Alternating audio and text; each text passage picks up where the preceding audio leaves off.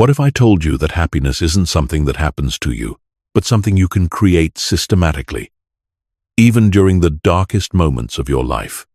Most people believe happiness is a feeling that comes and goes based on circumstances. They think you're either naturally optimistic or you're not. They wait for life to get easier, for problems to disappear, for the perfect conditions to finally feel good. But here's the truth that will change everything. Happiness is a skill, not a feeling. And like any skill, it can be learned, practiced, and mastered.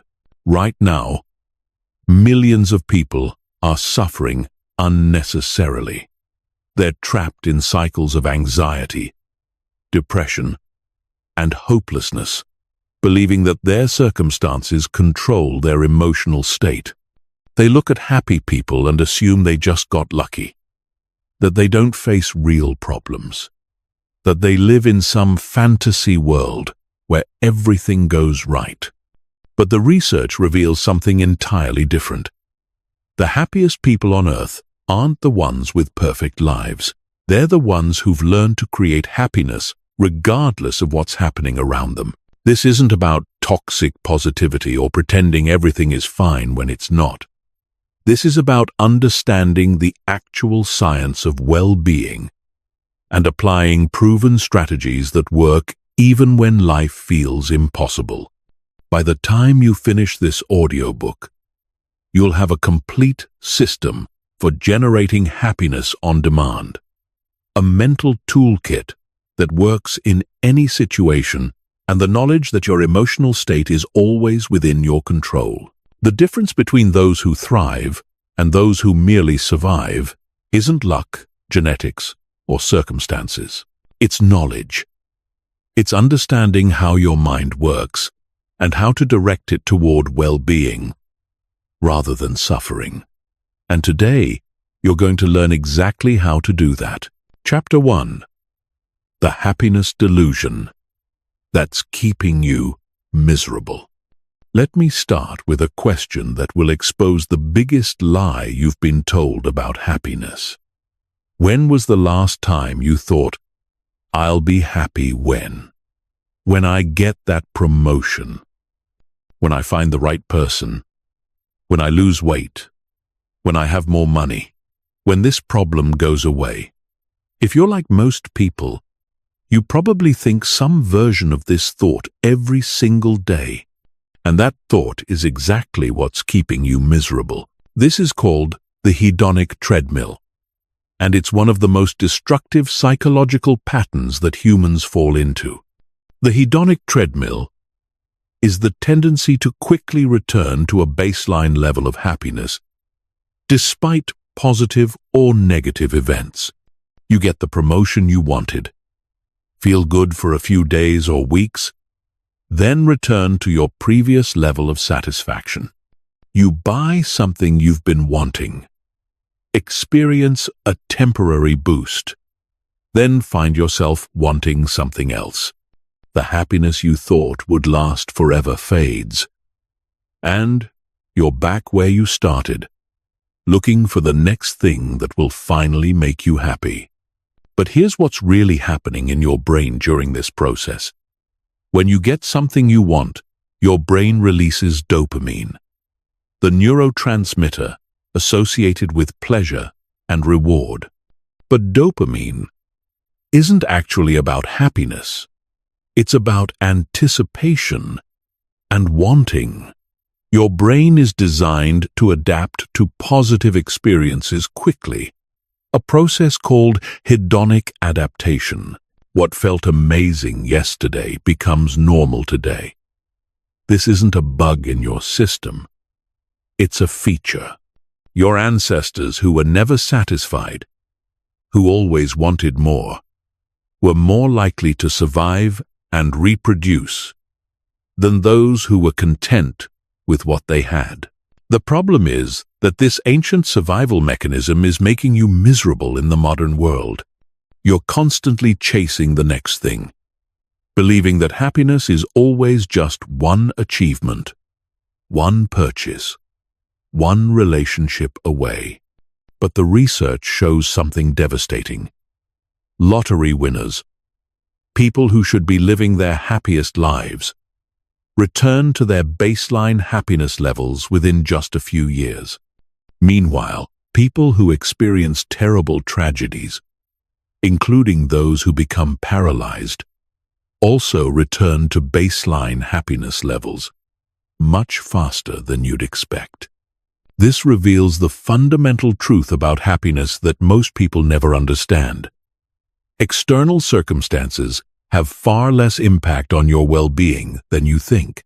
A Harvard study that followed people for over 80 years found that external factors like income, career success, and material possessions account for only about 10% of your happiness levels. Your genetic set point accounts for about 50%. And here's the crucial part. The remaining 40% is determined by your thoughts, behaviors, and daily practices. That 40% is completely within your control, and it's more than enough to transform your entire experience of life. But most people never tap into this 40% because they're too busy chasing the 10%. They're focused on changing their circumstances instead of changing their internal state.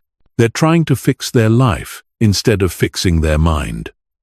This is why you can meet people who have everything: wealth, success, recognition, and they're absolutely miserable. And you can meet people who have very little but radiate genuine happiness and contentment. The happiness delusion goes even deeper. Most people think happiness means feeling good all the time, never experiencing negative emotions, always being in a positive state. This impossible standard actually makes them more miserable because they judge themselves for having normal human emotions. They think something is wrong with them when they feel sad, anxious, or frustrated. But happiness isn't the absence of negative emotions. It's the ability to experience the full range of human emotions without being controlled by them. Real happiness, sustainable happiness, comes from understanding that you are not your emotions. You are the observer of your emotions.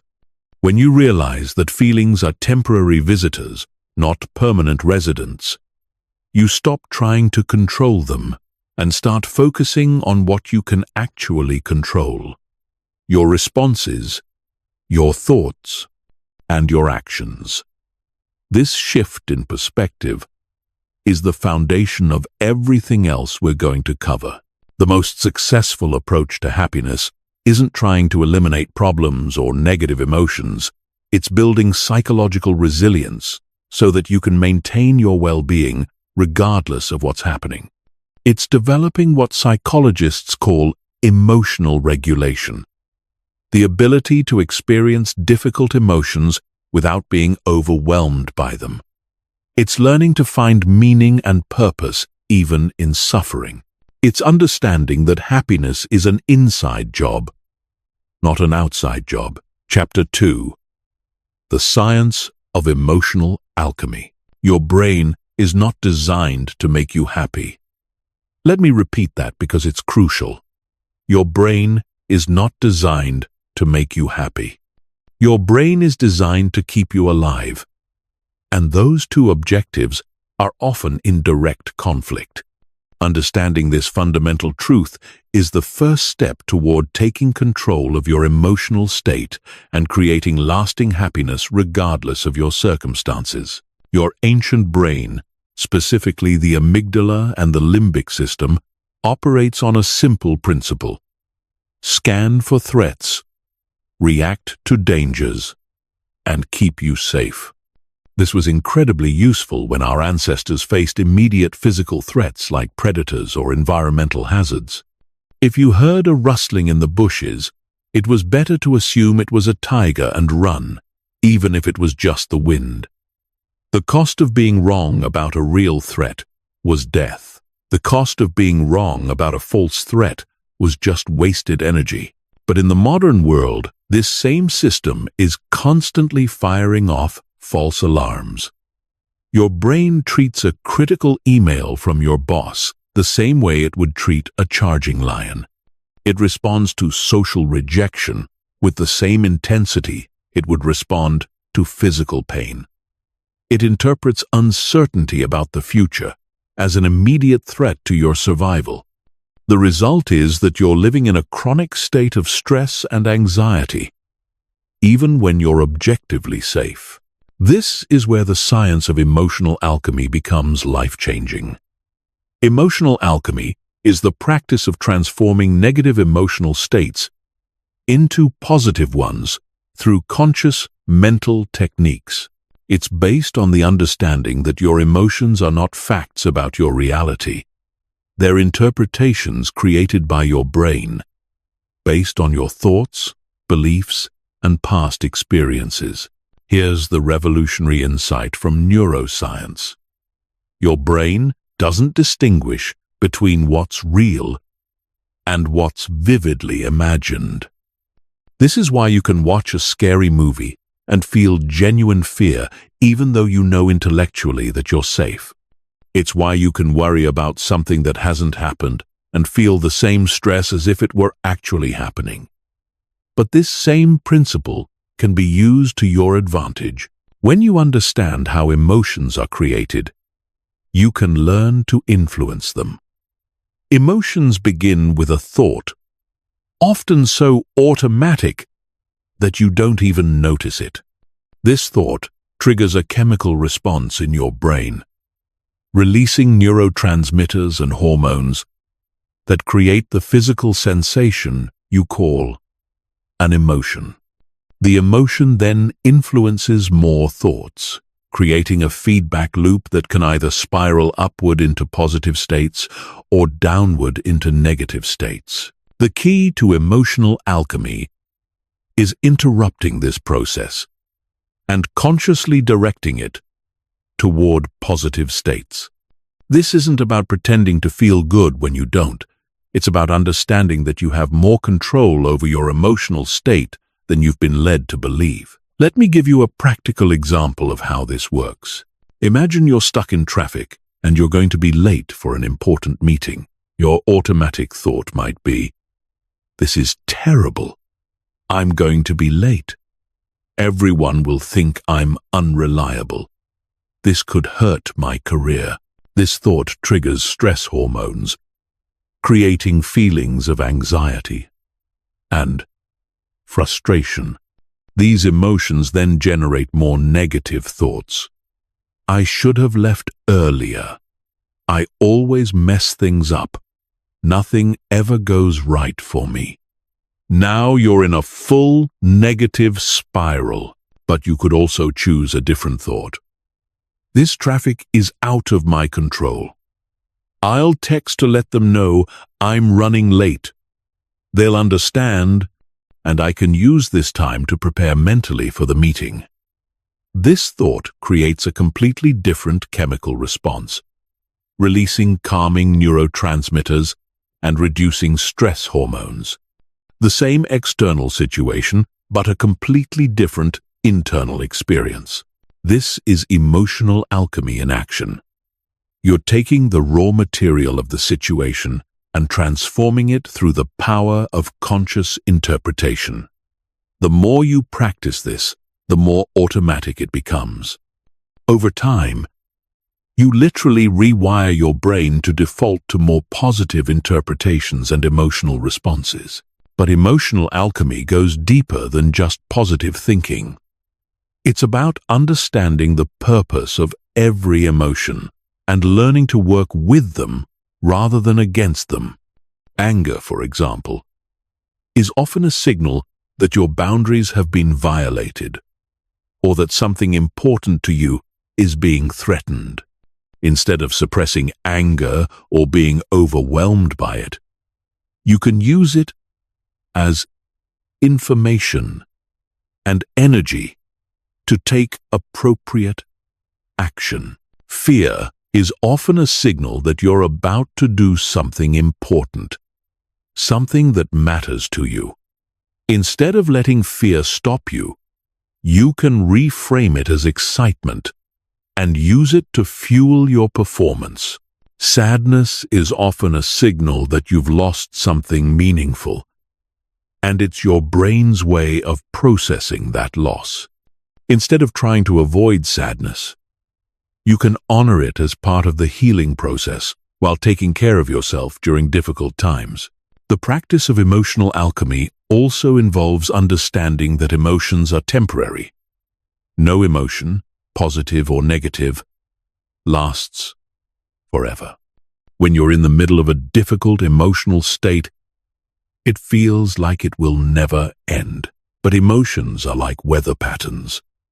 They arise, peak, and then naturally subside if you don't feed them with resistant thoughts. Chapter 3. Building your daily happiness architecture. Most people approach happiness like they approach the weather. They just hope for a good day and react to whatever shows up. But what if I told you that you could engineer your happiness the same way architects engineer buildings? What if you could create a daily structure that automatically generates positive emotions, resilience, and well-being? Regardless of what challenges come your way, this is exactly what the happiest people in the world do. Often without even realizing it. They've built what I call happiness architecture, a systematic approach to designing their days, their thoughts, and their behaviors in ways that consistently produce positive emotional states. And the beautiful thing is, once you understand the principles, you can build this architecture into your own life, starting today. The foundation of happiness architecture is understanding that your emotional state isn't random. It's the result of specific inputs. What you think about, what you focus on, how you move your body, what you consume mentally and physically, how you interact with others, and how you structure your time.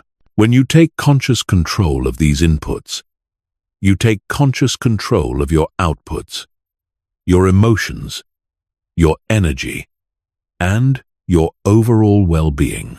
Let's start with the most powerful component of happiness architecture, your morning routine. How you start your day sets the emotional tone for everything that follows. Most people begin their day by immediately checking their phone, flooding their brain with other people's problems, news, and demands. They're essentially letting the outside world hijack their emotional state before they've even gotten out of bed. Instead, the happiest people protect the first hour of their day like it's the most valuable hour of their life. Because at Island, they use this time to prime their brain for positivity, focus, and resilience. This doesn't require hours of complicated rituals. It can be as simple as spending 5 minutes in gratitude, 5 minutes setting intentions for the day, and 5 minutes doing something that brings you joy. The gratitude practice alone is incredibly powerful. Neuroscience research shows that regularly practicing gratitude literally rewires your brain to notice more positive aspects of your life. When you consistently look for things to be grateful for, your brain gets better at spotting them automatically. It's like training your mental spotlight to illuminate what's working in your life instead of what's broken. But gratitude practice has to be done correctly to be effective. Most people just go through the motions, thinking of obvious things like health or family, without really feeling the emotion. The key is to get specific and really feel the appreciation. Instead of, "I'm grateful for my health," try, "I'm grateful that my body carried me through yesterday's challenges, that my heart kept beating while I slept, that my eyes can see the sunlight streaming through my window right now." The next component of happiness architecture is what psychologists call environmental design. Your physical environment has a massive impact on your emotional state, But most people never think about this consciously. Cluttered, chaotic spaces create cluttered, chaotic mental states. Dark, cramped environments drain your energy. Ugly surroundings make you feel ugly inside. Happy people design their environment to support their well-being. They fill their space with things that bring them joy. Natural light, plants, meaningful objects, inspiring books. They minimize clutter and distractions. They create sacred spaces for reflection, creativity, and relaxation. You don't need money to do this. You need intention. Even small changes like opening curtains to let in more light, adding a plant to your workspace, or organizing your living area can dramatically improve your daily emotional experience. Physical movement is another crucial component of happiness architecture. Your body and mind are not separate systems. They're one integrated system. When you move your body in certain ways, you automatically change your mental and emotional state. This is why exercise is one of the most effective treatments for depression and anxiety. Often more effective than medication. But you don't need to become a fitness fanatic to harness this power. Simple movements throughout the day can shift your state instantly. When you feel stressed, anxious, or down, changing your physiology can change your psychology. Stand up straight. Take deep breaths. Move your body with energy and purpose. Your brain will interpret these physical signals as indicators that you're confident and capable, and it will adjust your emotional state accordingly. The mental diet component of happiness architecture might be the most important of all. Just as junk food makes your body feel sluggish and unhealthy, junk thoughts make your mind feel negative and pessimistic. Most people consume mental junk all day long. Negative news, gossip, complaints, worry, self-criticism, and doom scrolling on social media. Happy people are extremely selective about what they allow into their mental space.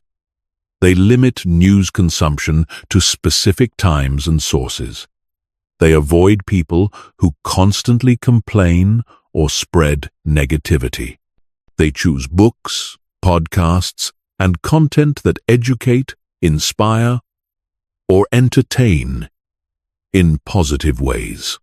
They practice what psychologists call cognitive hygiene, regularly cleaning out negative thought patterns and replacing them with more empowering ones. The final component of happiness architecture is social connection design. Humans are social creatures, and the quality of your relationships has an enormous impact on your happiness levels. The Harvard study of adult development, which has followed people for over 80 years, found that good relationships are the strongest predictor of happiness and life satisfaction. But it's not just about having relationships. It's about having the right kind of relationships. Toxic relationships drain your energy and poison your well-being. Superficial relationships leave you feeling lonely, even when you're surrounded by people. Deep, supportive relationships nourish your soul and provide resilience during difficult times. Happy people are intentional about their social connections. They invest time and energy in relationships that are mutual, supportive, and growth-oriented. They set boundaries with people who consistently bring negativity into their lives. They seek out communities and friendships based on shared values and interests. They practice vulnerability and authenticity, which deepens connections and creates genuine intimacy. Chapter 4. The Gratitude Revolution. If I could give you only one tool for creating instant happiness that works in any situation, it would be gratitude. But not the surface level, going through the motions gratitude that most people practice. I'm talking about deep, transformative gratitude that literally rewires your brain and changes your entire relationship with life. This is gratitude as a revolutionary act, a rebellion against the default negativity of the human mind. Here's what most people don't understand about gratitude. It's not just a nice feeling or a polite social behavior. Gratitude is one of the most powerful neurological interventions available to human beings. When you practice genuine gratitude, you're literally changing the structure and function of your brain in ways that make you happier, healthier, and more resilient.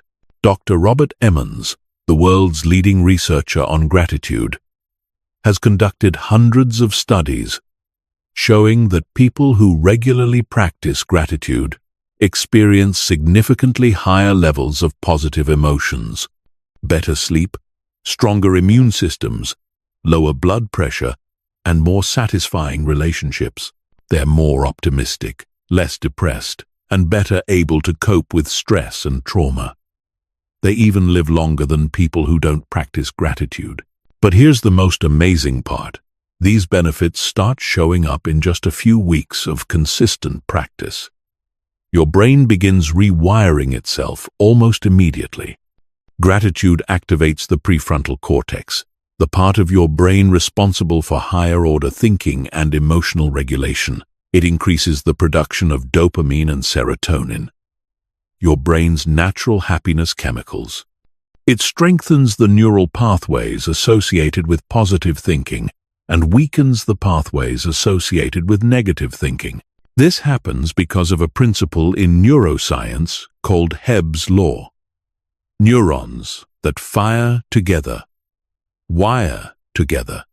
Every time you focus on something you're grateful for, you're strengthening the neural networks that look for positive aspects of your experience. Over time, gratitude becomes your brain's default setting. You start noticing good things automatically, without having to think about it consciously. But most people practice gratitude wrong, and that's why they don't get these life-changing results. They think of obvious things like health, family, or having a roof over their head, but they don't actually feel grateful. They just think the words.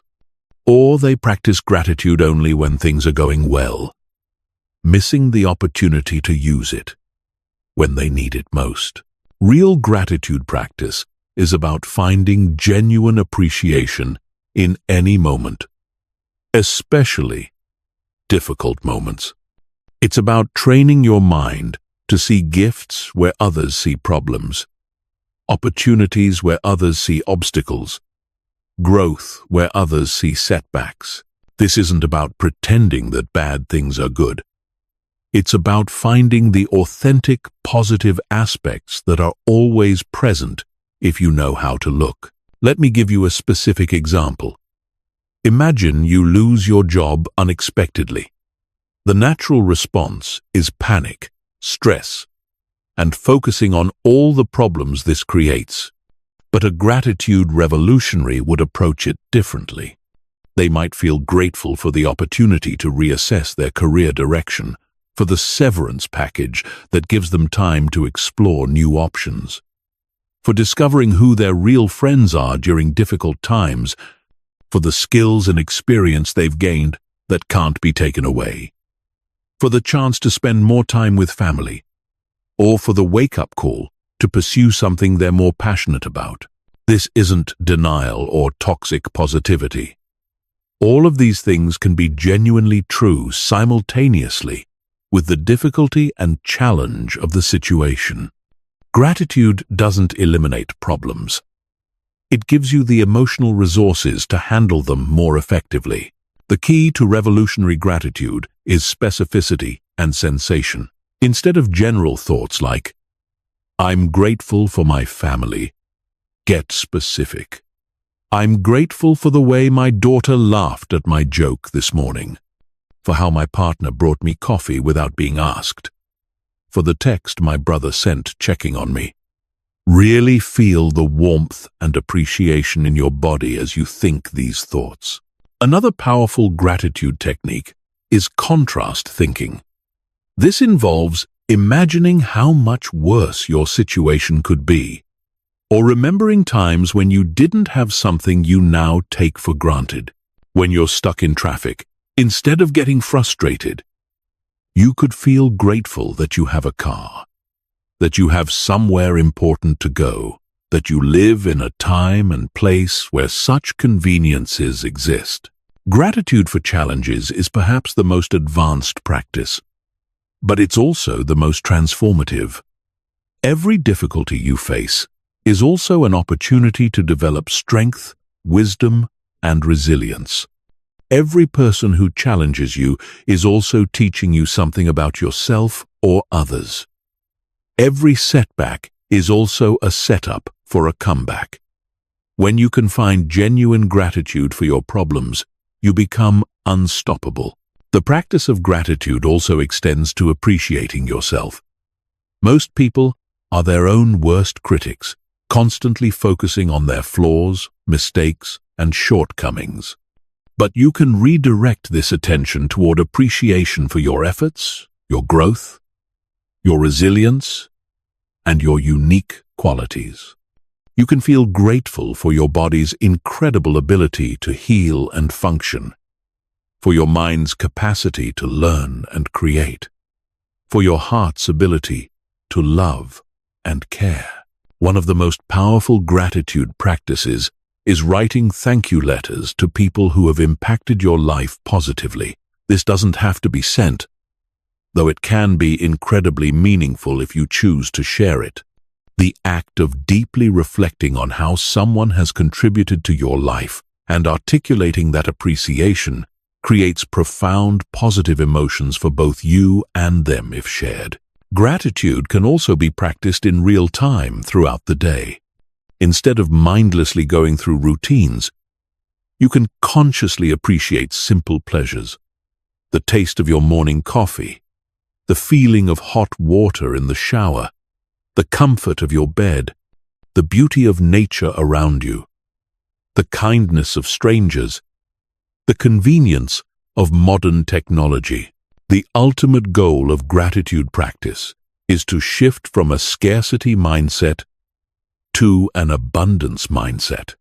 When you regularly focus on what you have rather than what you lack, your brain begins to perceive your life as rich and full rather than lacking and empty. This shift in perception changes everything: your energy, your relationships, your opportunities, and your overall life satisfaction. Chapter 5. Mastering your inner dialogue.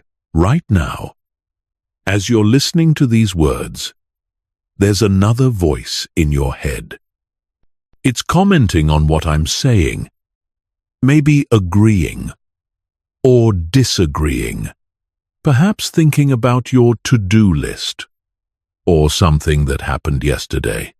This voice, your inner dialogue, is the most powerful force in determining your happiness or misery. And for most people, it's their greatest enemy. The average person has between 60, 0 to 80, 0 thoughts per day. For most people, up to 80% of these thoughts are negative, and 95% are repetitive.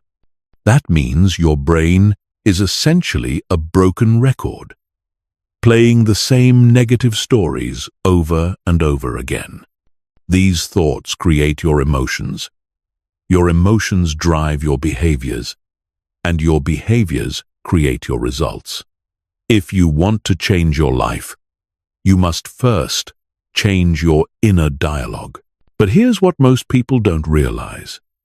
That voice in your head isn't you. You are the observer of that voice. You are the awareness that notices the thoughts. This distinction is absolutely crucial because once you understand that you are not your thoughts, you can start choosing which thoughts to believe and which ones to ignore. Think about it this way. If you were your thoughts, who would be listening to them? If you were your thoughts, how could you disagree with them or change them? The fact that you can observe your thoughts proves that there's a deeper you, the real you, that exists beyond the mental chatter. This realization is the beginning of mental freedom. When you stop identifying with every thought that pops into your head, you gain the power to consciously direct your thinking. You become the director of your mental movie instead of being a passive victim of whatever thoughts randomly appear. The first step in mastering your inner dialogue is becoming aware of it. Most people are so lost in their thoughts that they don't even realize they're thinking. They're completely unconscious of the stories they're telling themselves all day long. But you can't change what you're not aware of. So developing metacognition, thinking about thinking, is essential. Start paying attention to your thoughts without judging them. Just notice what your mind is doing. Are you criticizing yourself? Worrying about the future? Replaying past mistakes? Complaining about your circumstances? Most people are shocked when they first become aware of how negative their inner dialogue really is. Once you're aware of your thoughts, the next step is questioning them. Just because you think something doesn't make it true. Your thoughts are often based on outdated beliefs, past experiences, fear, or conditioning from other people. They're not objective facts about reality. They're subjective interpretations that you can choose to accept or reject. Byron Katie, a teacher who developed a powerful method for questioning thoughts, suggests asking 4 questions about any thought that's causing you suffering. Is it true? Can you absolutely know that it's true? How do you react when you believe that thought? Who would you be without that thought? Let's apply this to a common negative thought. I'm not good enough. Is it true? How do you define good enough? Compared to what standard? Can you absolutely know that it's true? Probably not, because good enough is a subjective judgment, not an objective fact. How do you react when you believe that thought? You probably feel insecure, anxious, and unmotivated. You might procrastinate or avoid challenges. Who would you be without that thought? You'd probably feel more confident, take more risks, and enjoy life more. This process reveals that many of your most painful thoughts are not actually true, and believing them is optional. You can choose to let them go and replace them with more empowering thoughts.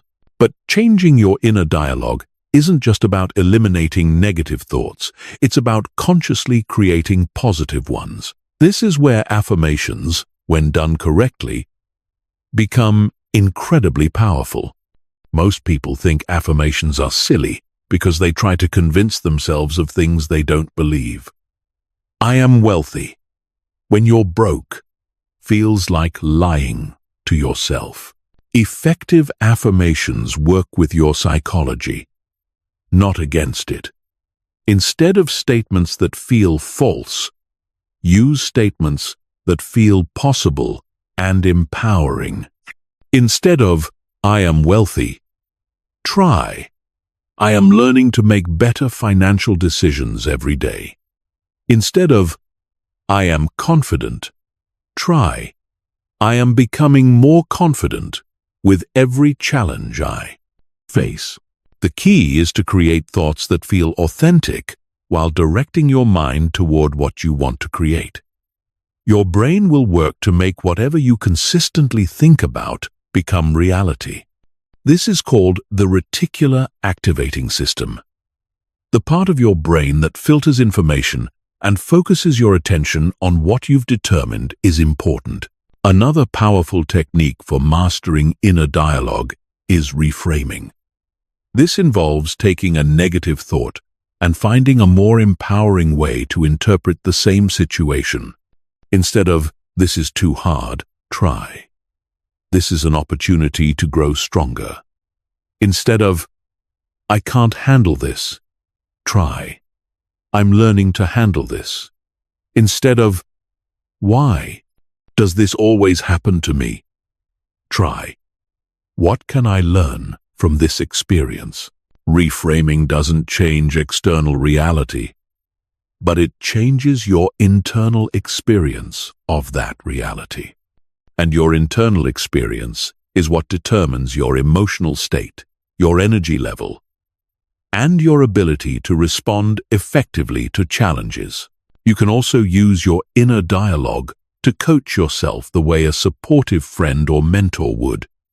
Instead of being your own worst critic, become your own best cheerleader. Talk to yourself with the same kindness and encouragement you would offer to someone you care about. Ask yourself empowering questions. What's the best thing that could happen here? How can I make this work?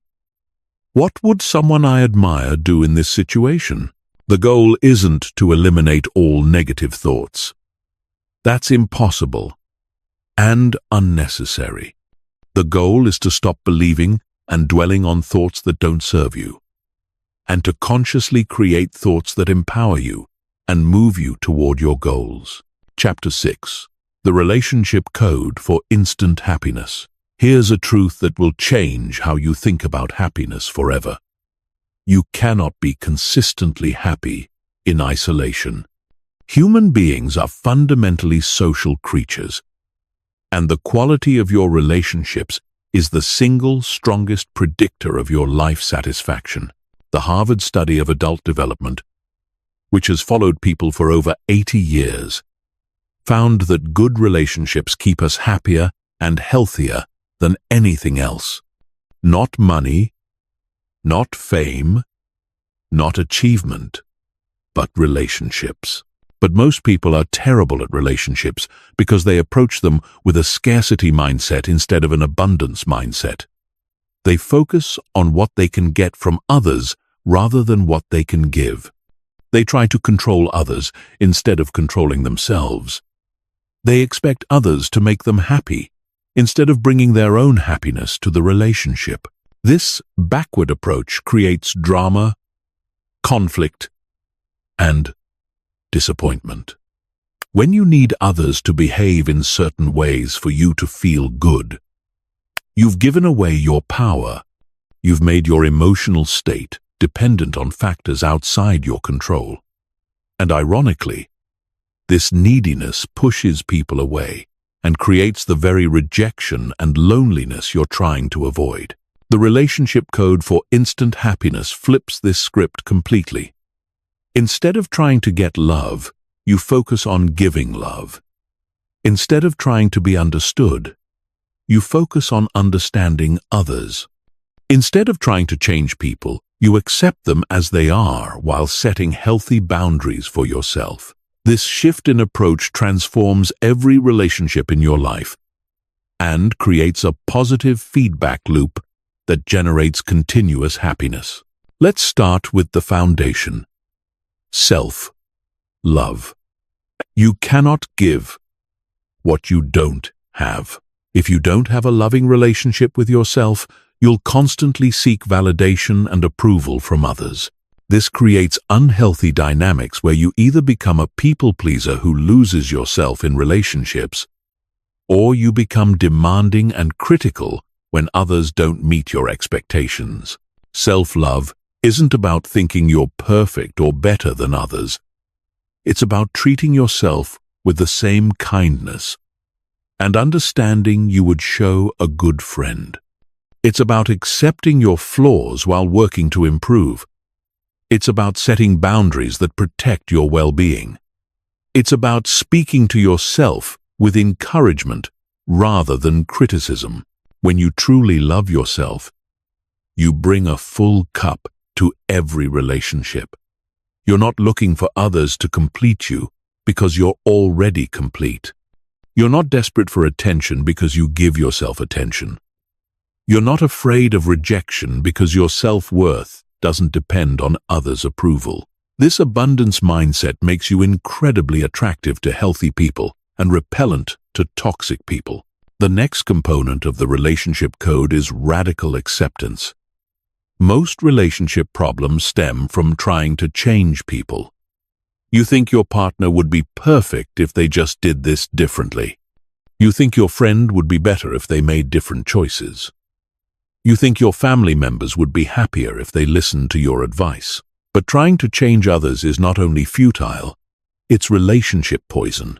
Radical acceptance means loving people exactly as they are right now, not as you think they should be or could become. This doesn't mean you have to tolerate behavior that hurts you. That's where boundaries come in. But it means you stop trying to fix, control, or improve other people.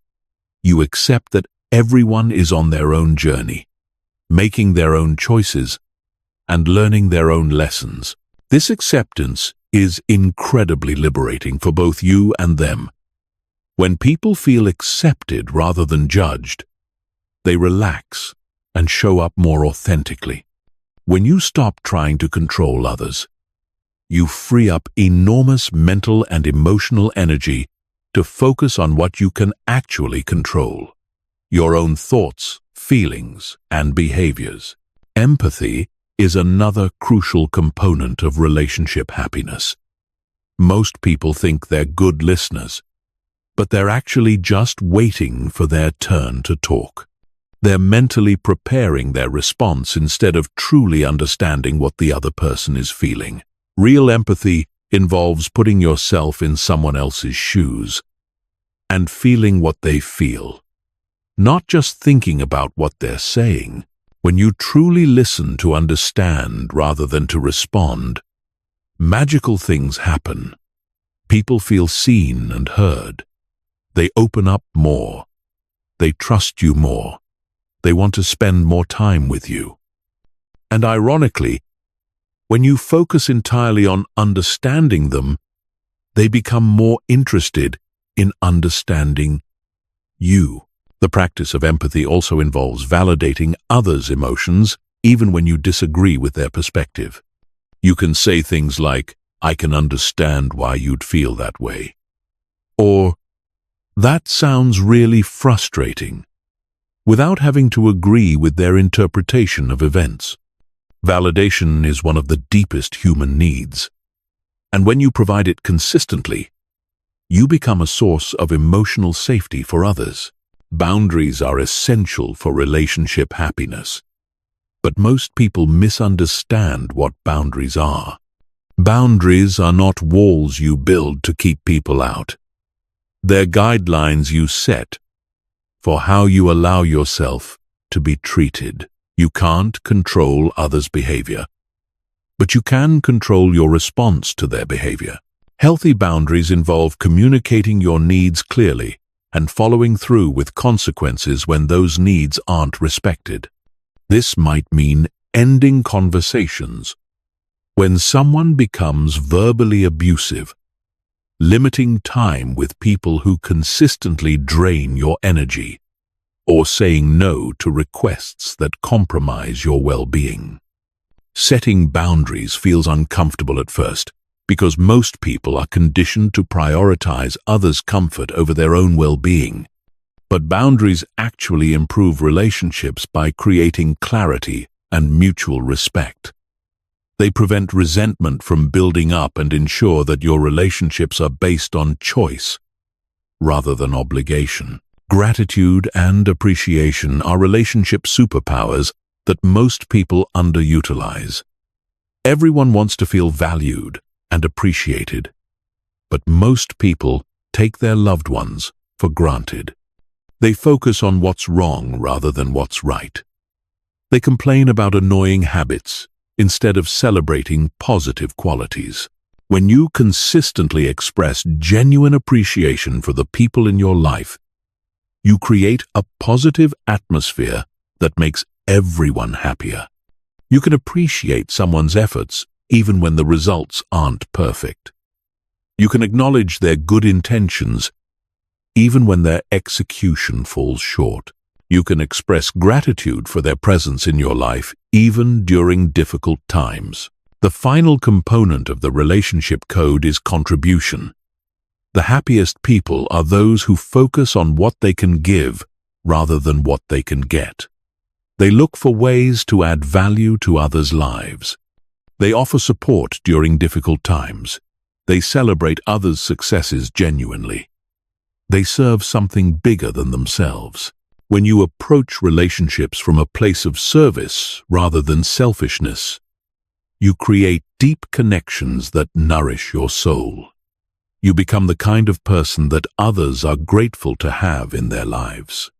And paradoxically, when you stop trying to get love and start giving love freely, you receive more love than you ever imagined possible. Chapter 7. The Body, Mind, Happiness Connection. Your body and your mind are not separate systems. They are one integrated system, and what affects one immediately affects the other. This means that your physical state has a direct and powerful influence on your emotional state. Most people try to think their way to happiness while completely ignoring the body. But the fastest way to change how you feel is often to change how you move. This isn't just motivational speaking. This is hard science. When you exercise, your body releases endorphins, dopamine, serotonin, and norepinephrine, the exact same chemicals that antidepressant medications are designed to increase. In fact, numerous studies have shown that regular exercise is as effective as medication for treating mild to moderate depression, and it has zero negative side effects. But the body-mind connection goes far deeper than just exercise. Your posture affects your confidence levels. Your breathing patterns affect your anxiety levels. Your facial expressions affect your mood. Even the way you walk can influence how optimistic or pessimistic you feel. When you understand these connections, you gain access to instant tools for shifting your emotional state. Let's start with posture, one of the most underestimated factors in emotional well-being. Social psychologist Amy Cuddy's research on power posing revealed that standing in confident positions for just 2 minutes increases testosterone by 20% and decreases cortisol by 25%. Testosterone is associated with confidence and assertiveness, while cortisol is the stress hormone that makes you feel anxious and overwhelmed. This means that simply changing your posture can literally change your brain chemistry. When you stand tall with your shoulders back, chest open, and head held high, your brain interprets these physical signals as indicators that you're confident and capable. It then adjusts your emotional state to match your physical state. Most people do the opposite. They slouch when they feel insecure, which makes them feel even more insecure. They hunch their shoulders when stressed, which increases their stress. They look down when sad, which deepens their sadness.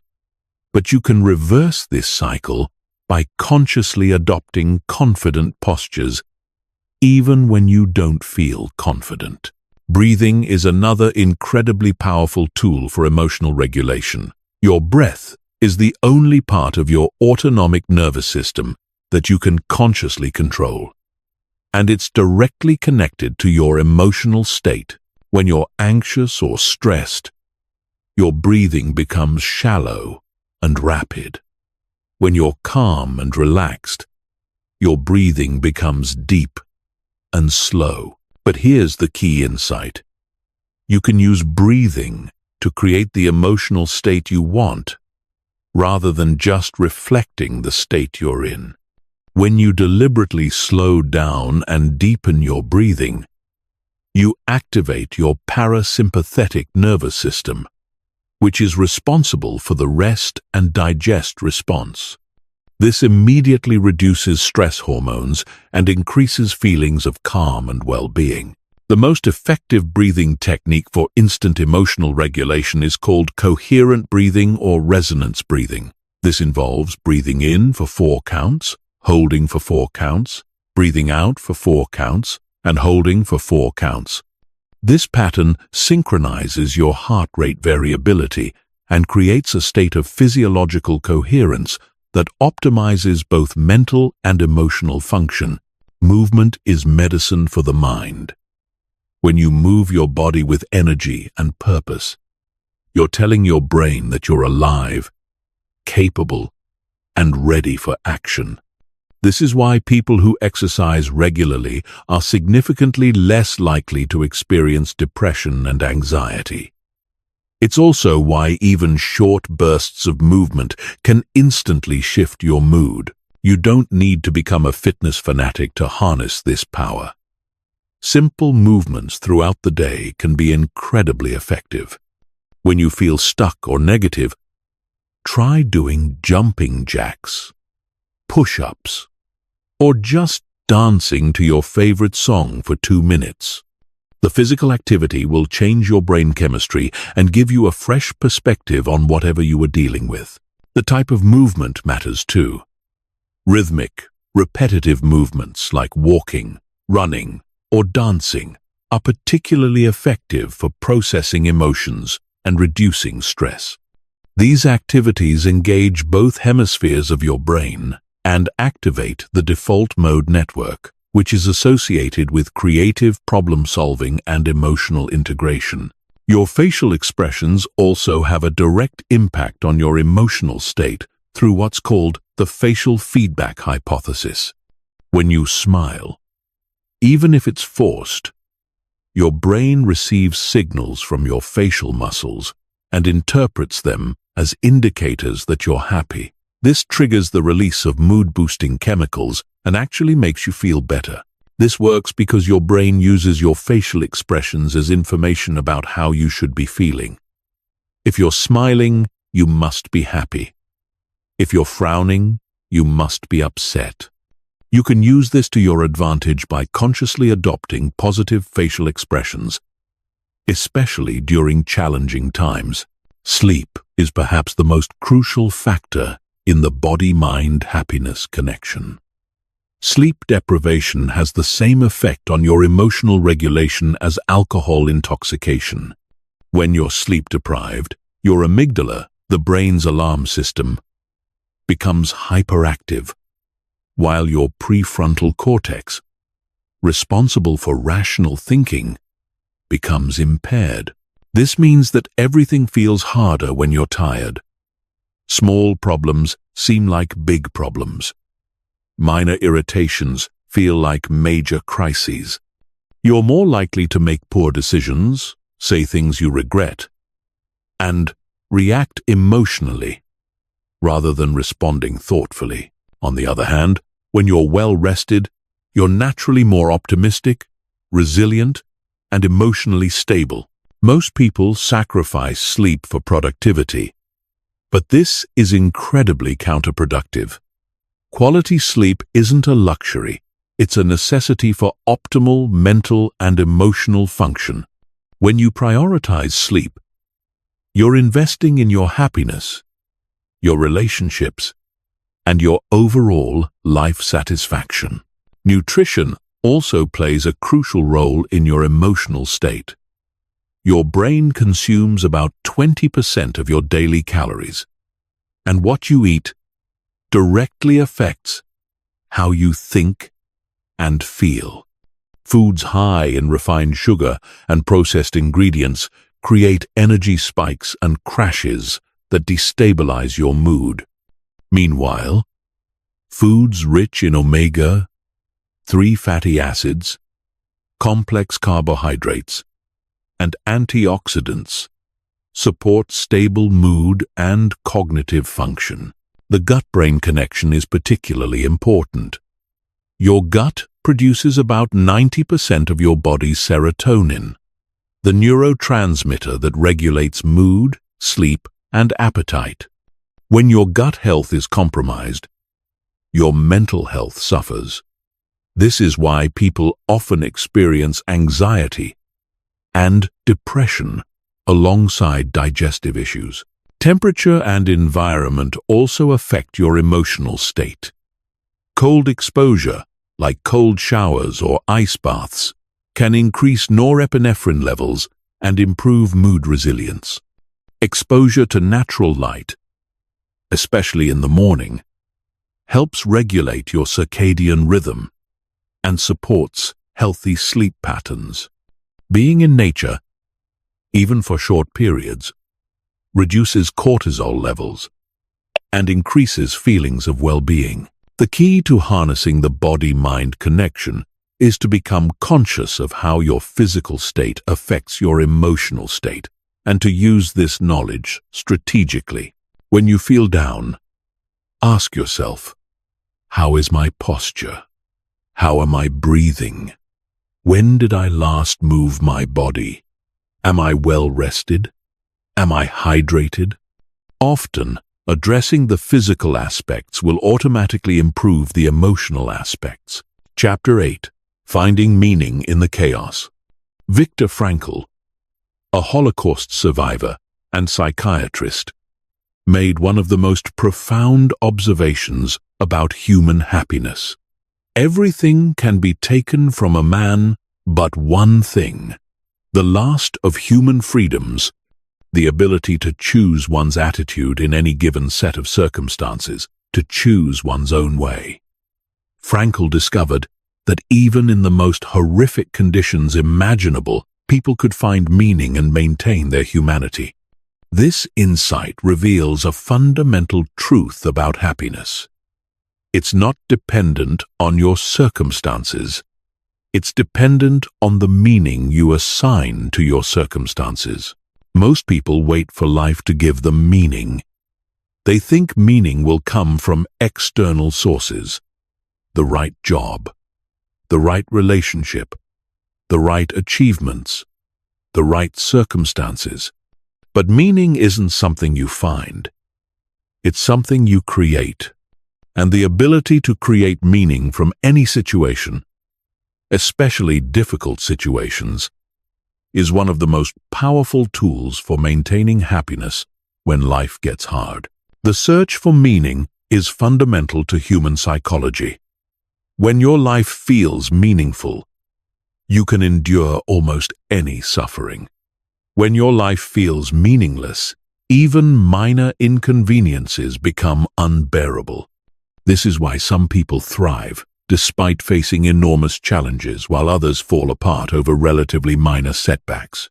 The difference isn't in their circumstances. It's in their ability to find meaning in their experiences. Meaning comes from three primary sources: purpose, significance, and growth.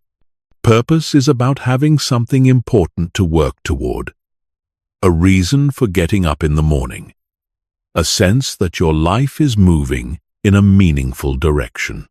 Significance is about feeling that your life matters, that you make a difference, that your existence has value.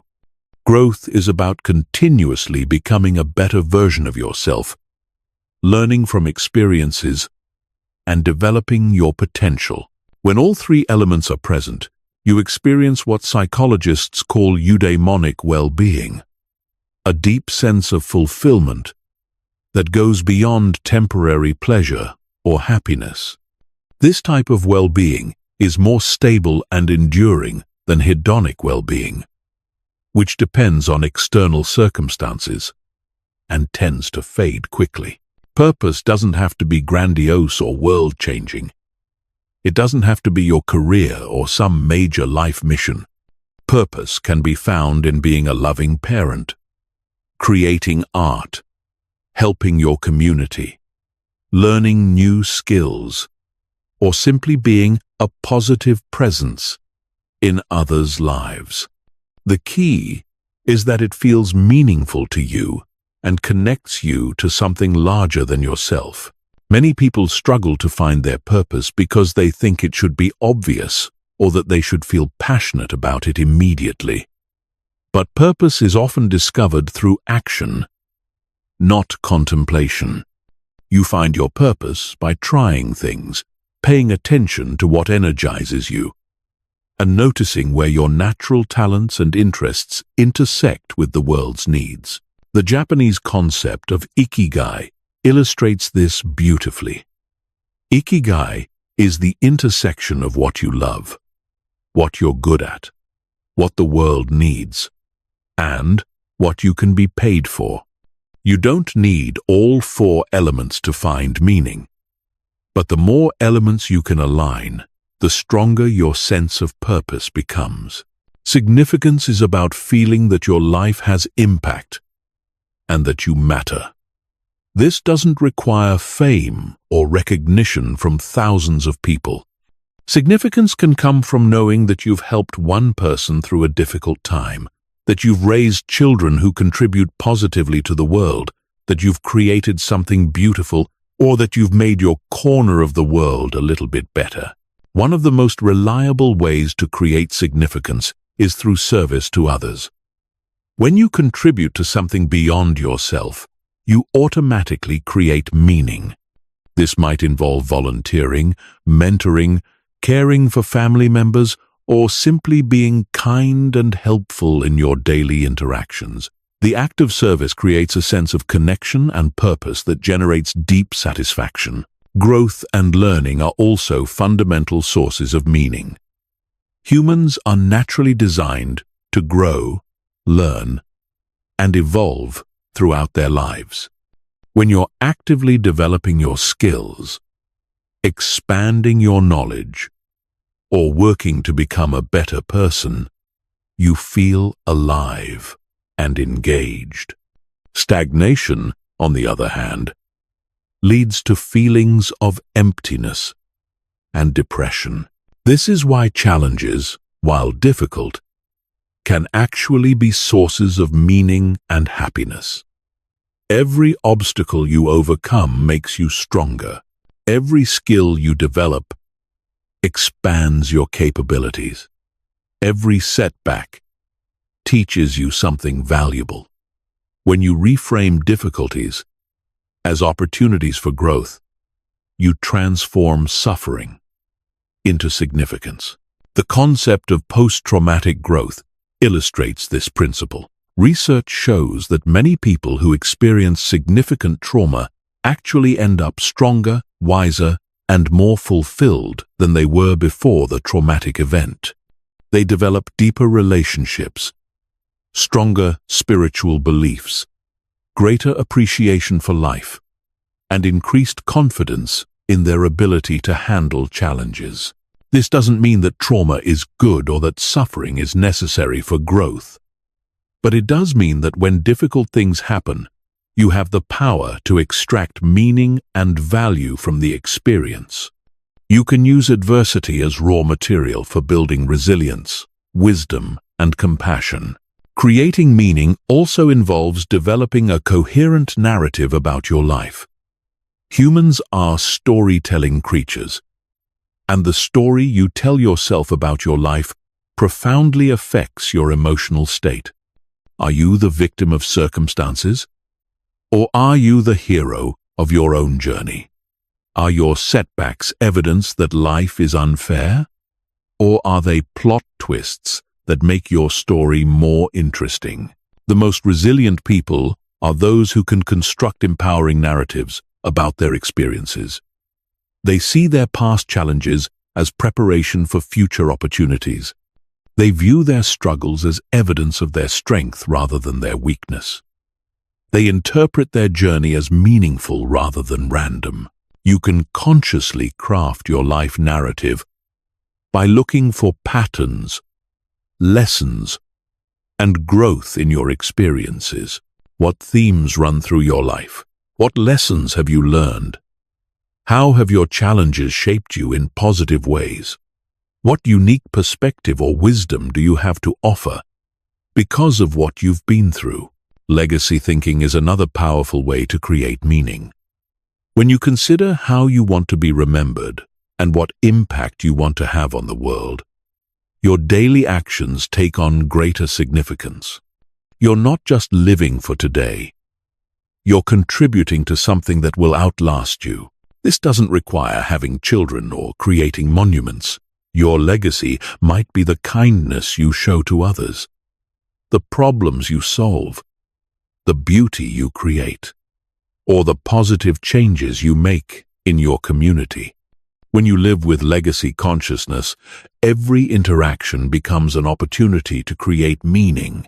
The practice of meaning-making is especially important during difficult times. When you're facing loss, illness, failure, or other challenges, asking, "What can I learn from this?" or "How can this make me stronger?" helps you find purpose in pain. It doesn't eliminate the difficulty, but it transforms suffering into something meaningful rather than meaningless. Chapter 9. Emotional Aikido. Transforming negative emotions into power. Most people fight their negative emotions like they're enemies to be defeated. They try to suppress anger, avoid sadness, eliminate fear, and escape anxiety. But this approach is not only ineffective, it's counterproductive. What you resist persists, and what you try to push away often grows stronger. The secret to emotional mastery isn't eliminating negative emotions. It's learning to transform them into sources of power and wisdom. This transformation process is what I call emotional Aikido, borrowing from the martial art that teaches you to redirect an opponent's energy rather than meeting force with force. In emotional Aikido, you don't fight your feelings. You flow with them. You don't suppress them. You harness them. You don't judge them as good or bad. You use them as information and energy. Every emotion, even the ones that feel terrible, serves a purpose. Emotions are your internal guidance system, providing valuable information about your environment, your relationships, and your needs. When you learn to decode and redirect emotional energy, you gain access to incredible power and wisdom that most people never discover. Let's start with anger, one of the most misunderstood emotions. Most people see anger as entirely negative, something to be controlled or eliminated. But anger is actually a powerful signal that something important to you is being threatened or violated. It's your internal alarm system alerting you to injustice, boundary violations, or unmet needs. The problem isn't anger itself. It's what most people do with anger. They either explode outward, damaging relationships and creating more problems, or they implode inward, turning anger into self-criticism and depression. But there's a third option: transforming anger into constructive action. When you feel angry, instead of asking, "How can I get rid of this feeling?" ask, "What is this anger trying to tell me?" Often, anger is pointing you towards something that needs to change. Maybe someone is taking advantage of you and you need to set boundaries. Maybe you're tolerating something you shouldn't tolerate. Maybe you need to advocate for yourself or others. Anger contains enormous energy that can fuel positive change when channeled correctly. Some of the greatest social movements in history were powered by righteous anger about injustice. Some of the most important personal transformations begin with anger about unacceptable situations.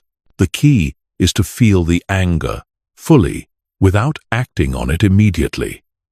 Let the emotion move through your body. Notice where you feel it physically. Breathe deeply and allow the intensity to peak and then naturally subside. Once you're no longer in the grip of the emotion, you can use its message and energy to take appropriate action. Fear is another emotion that most people misinterpret. Fear feels terrible, so people assume it's entirely negative. But fear is actually trying to protect you.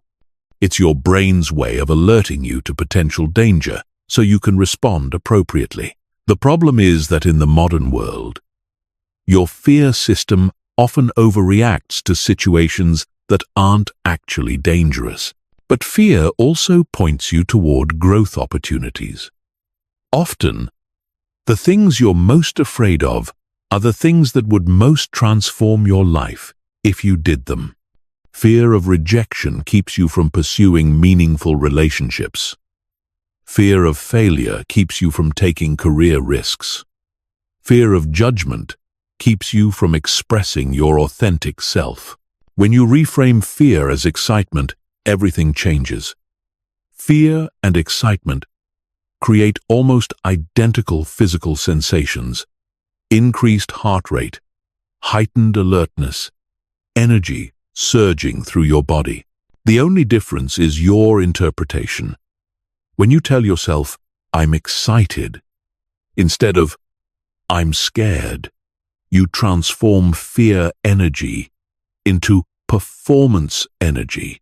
This technique, called anxiety reappraisal, has been proven effective in numerous studies.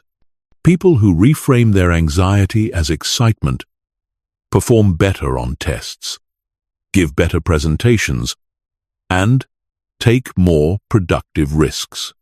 You're not trying to eliminate the sensation. You're changing what it means.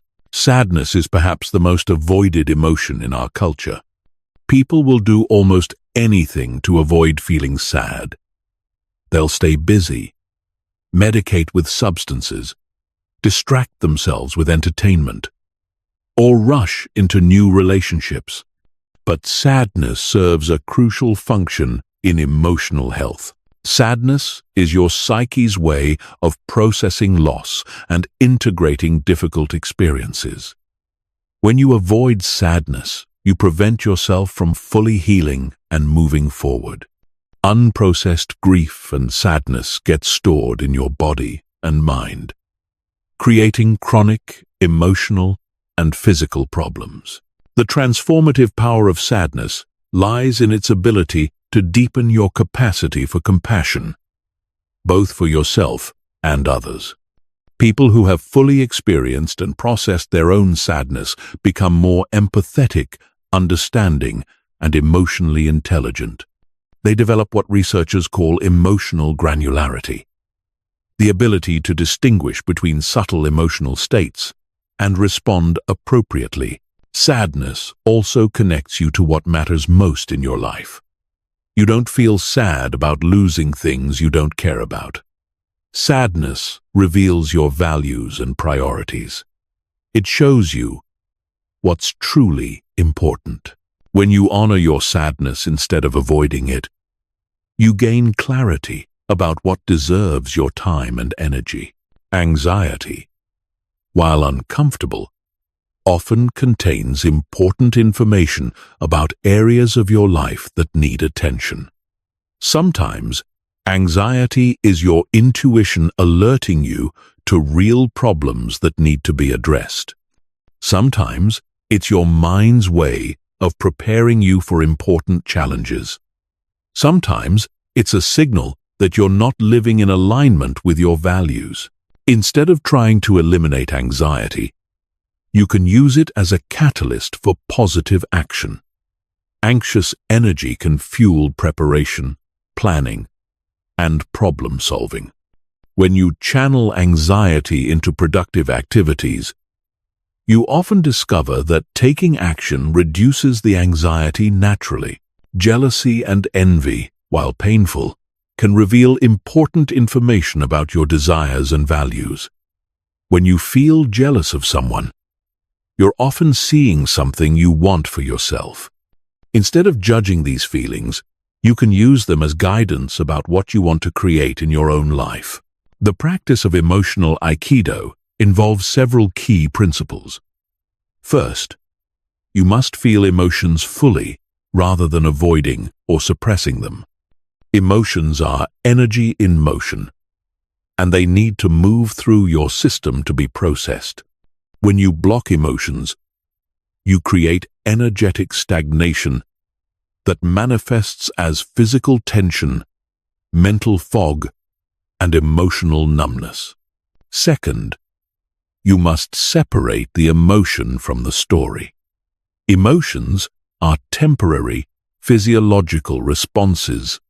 Stories are the meanings you attach to those responses. You can feel angry without believing that someone is trying to hurt you. You can feel sad without believing that you're a victim. You can feel afraid without believing that you're in danger. Third, you must look for the gift in every emotion. What is this feeling trying to teach you? What action is it trying to motivate? What need is it highlighting? What value is it protecting? When you approach emotions with curiosity rather than judgment, you discover that they're all trying to help you in some way. Chapter 10. The Biological Foundation of Unshakable Happiness.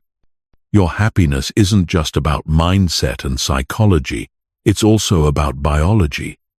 Your brain is a biological organ, and like any organ, it needs the right conditions to function optimally. When you ignore the biological foundations of well-being, you're trying to build happiness on an unstable foundation. But when you optimize your biology, you create the ideal conditions for sustained happiness regardless of external circumstances. Most people approach happiness from the top down, trying to think their way into better feelings. But the bottom-up approach, optimizing your biology first, is often more effective and certainly more sustainable.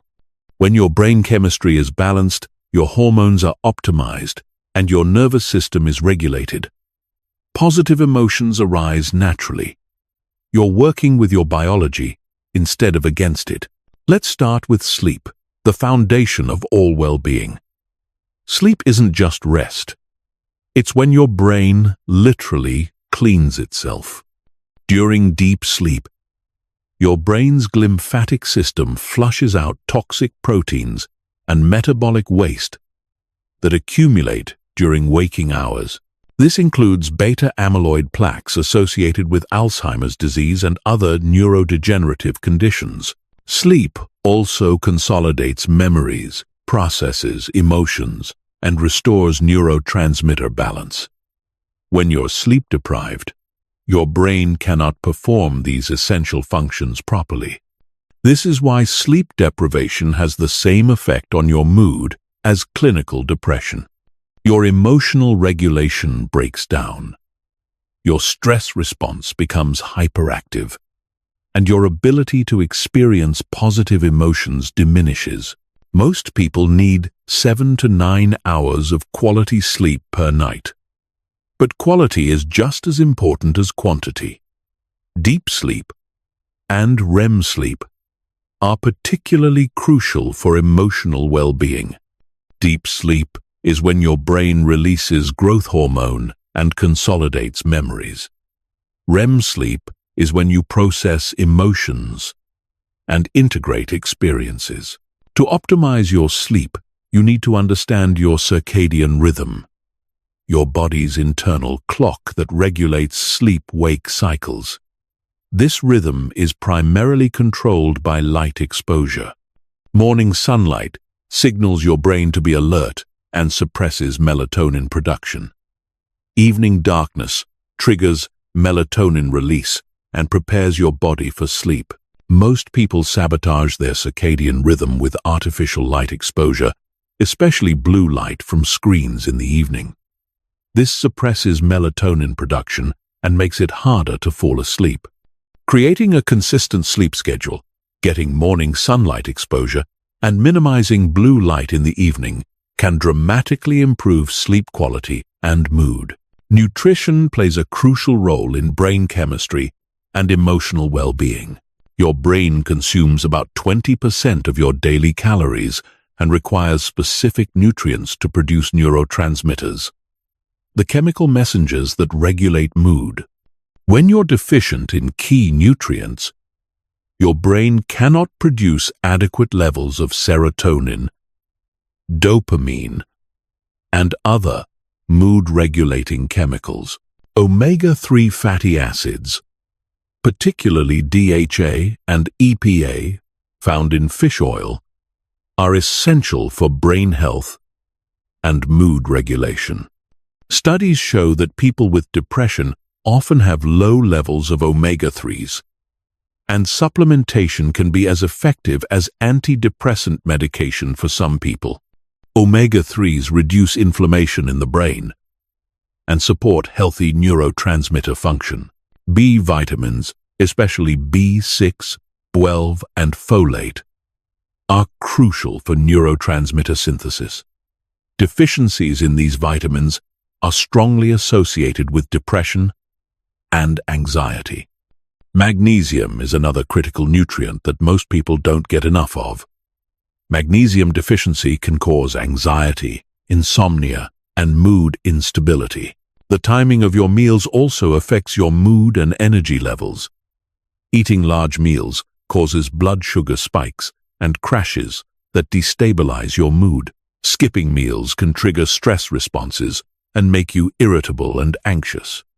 Eating balanced meals with protein, healthy fats, and complex carbohydrates every 3 to 4 hours helps maintain stable blood sugar and mood.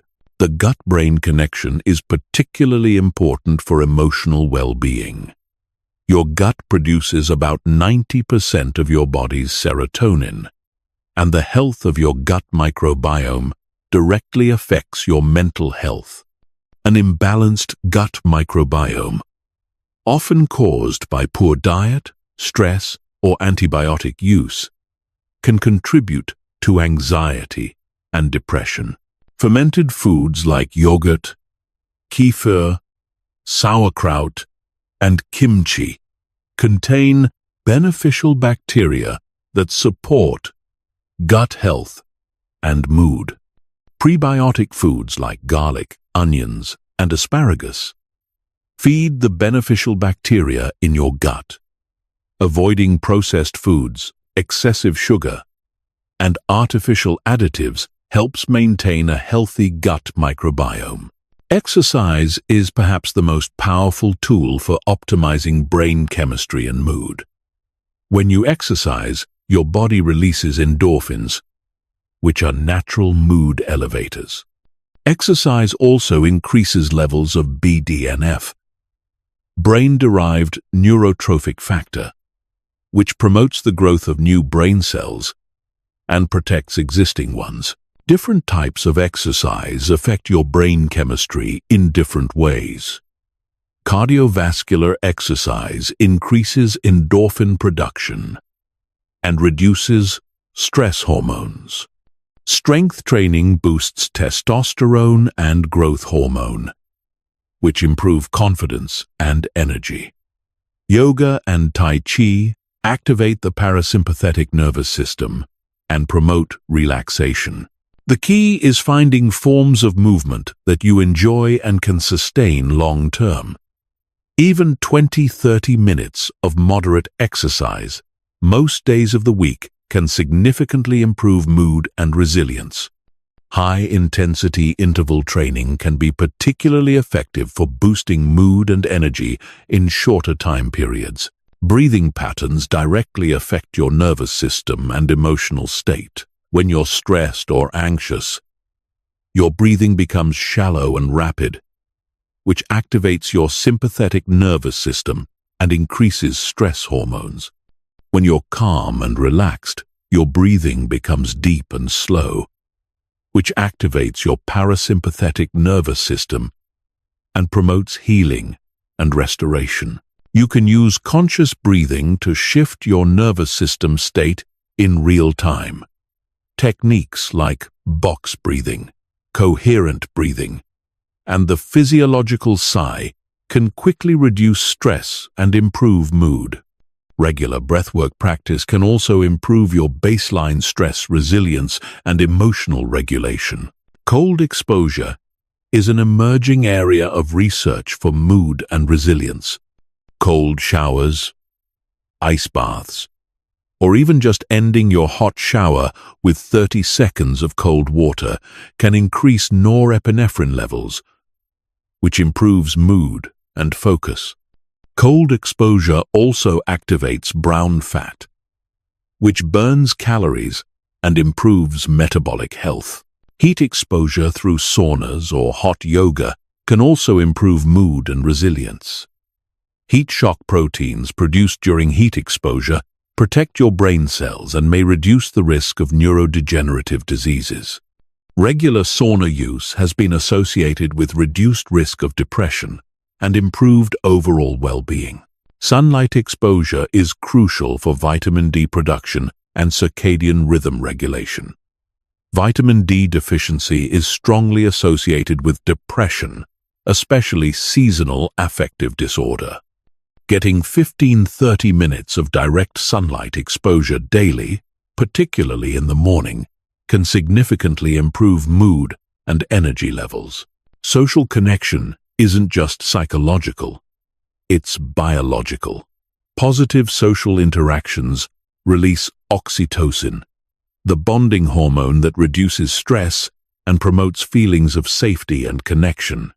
Loneliness, on the other hand, triggers inflammatory responses that are associated with depression and various health problems. Understanding these biological foundations allows you to create a comprehensive approach to happiness that addresses both mind and body.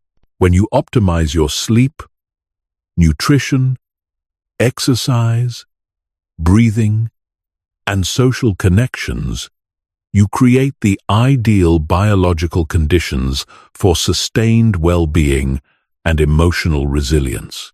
Chapter 11. Building Bulletproof Mental Resilience. Life will test you. It will knock you down, disappoint you, break your heart, and challenge everything you believe about yourself and the world. This isn't a possibility. It's a guarantee. The question isn't whether you'll face adversity. The question is whether you'll have the mental resilience to bounce back stronger than before. Resilience isn't something you're born with or without. It's a skill you can develop. And once you master it, you become virtually unstoppable. Most people think resilience means being tough, emotionless, or unaffected by difficulties. But true resilience is the opposite. It's the ability to feel deeply, be affected by challenges, and still maintain your core strength and optimism. It's like a tree that bends in the storm but doesn't break, that loses its leaves in winter but grows them back in spring. The foundation of mental resilience is what psychologists call cognitive flexibility, the ability to adapt your thinking when circumstances change. Rigid thinking leads to rigid responses, which often make problems worse. Flexible thinking allows you to find creative solutions, see opportunities in obstacles, and maintain hope even in difficult situations. Cognitive flexibility starts with understanding that your first interpretation of any situation is not necessarily the most accurate or helpful one. Your brain is designed to make quick judgments based on limited information. But these snap judgments are often biased by fear, past experiences, or negative thinking patterns. Resilient people have learned to pause and consider alternative interpretations before reacting. When something bad happens, ask yourself, what else could this mean? What opportunities might this create? What lessons might this teach me? How might this redirect me towards something better? What strengths might this help me develop? These questions don't deny the reality of the difficulty, but they help you find empowering ways to respond to it. Another crucial component of resilience is what researchers call realistic optimism. This isn't blind positivity or denial of problems. It's the ability to see situations accurately while maintaining hope that things can improve. Realistic optimists acknowledge current challenges while believing in their ability to overcome them. This type of optimism is based on evidence and action, not just wishful thinking. You develop realistic optimism by building a track record of overcoming difficulties, learning from setbacks, and gradually expanding your capabilities. Every time you face a challenge and survive it, you prove to yourself that you can handle more than you initially thought. Resilient people also have what psychologists call an internal locus of control. They believe that their actions and choices have a significant impact on their outcomes. This doesn't mean they think they can control everything that happens to them, but they focus on what they can influence rather than feeling helpless about what they can't control. When faced with adversity, people with an internal locus of control ask questions like, "What can I do about this? How can I influence this situation? What's within my power to change? What can I learn from this? How can I prepare better for next time?" This mindset keeps them focused on solutions rather than problems. The practice of reframing is essential for building resilience. Reframing involves changing the meaning you assign to events without changing the facts. A job loss can be reframed as an opportunity to find better work. A relationship ending can be reframed as a chance to find someone more compatible. A health challenge can be reframed as motivation to take better care of yourself. Effective reframing requires you to look for authentic, positive aspects of difficult situations. This isn't about pretending bad things are good. It's about finding genuine benefits, lessons, or opportunities that exist alongside the challenges. There's almost always something valuable to be extracted from any experience if you look for it. Building mental resilience also requires developing what researchers call distress tolerance, the ability to experience difficult emotions without being overwhelmed by them or making impulsive decisions to escape them.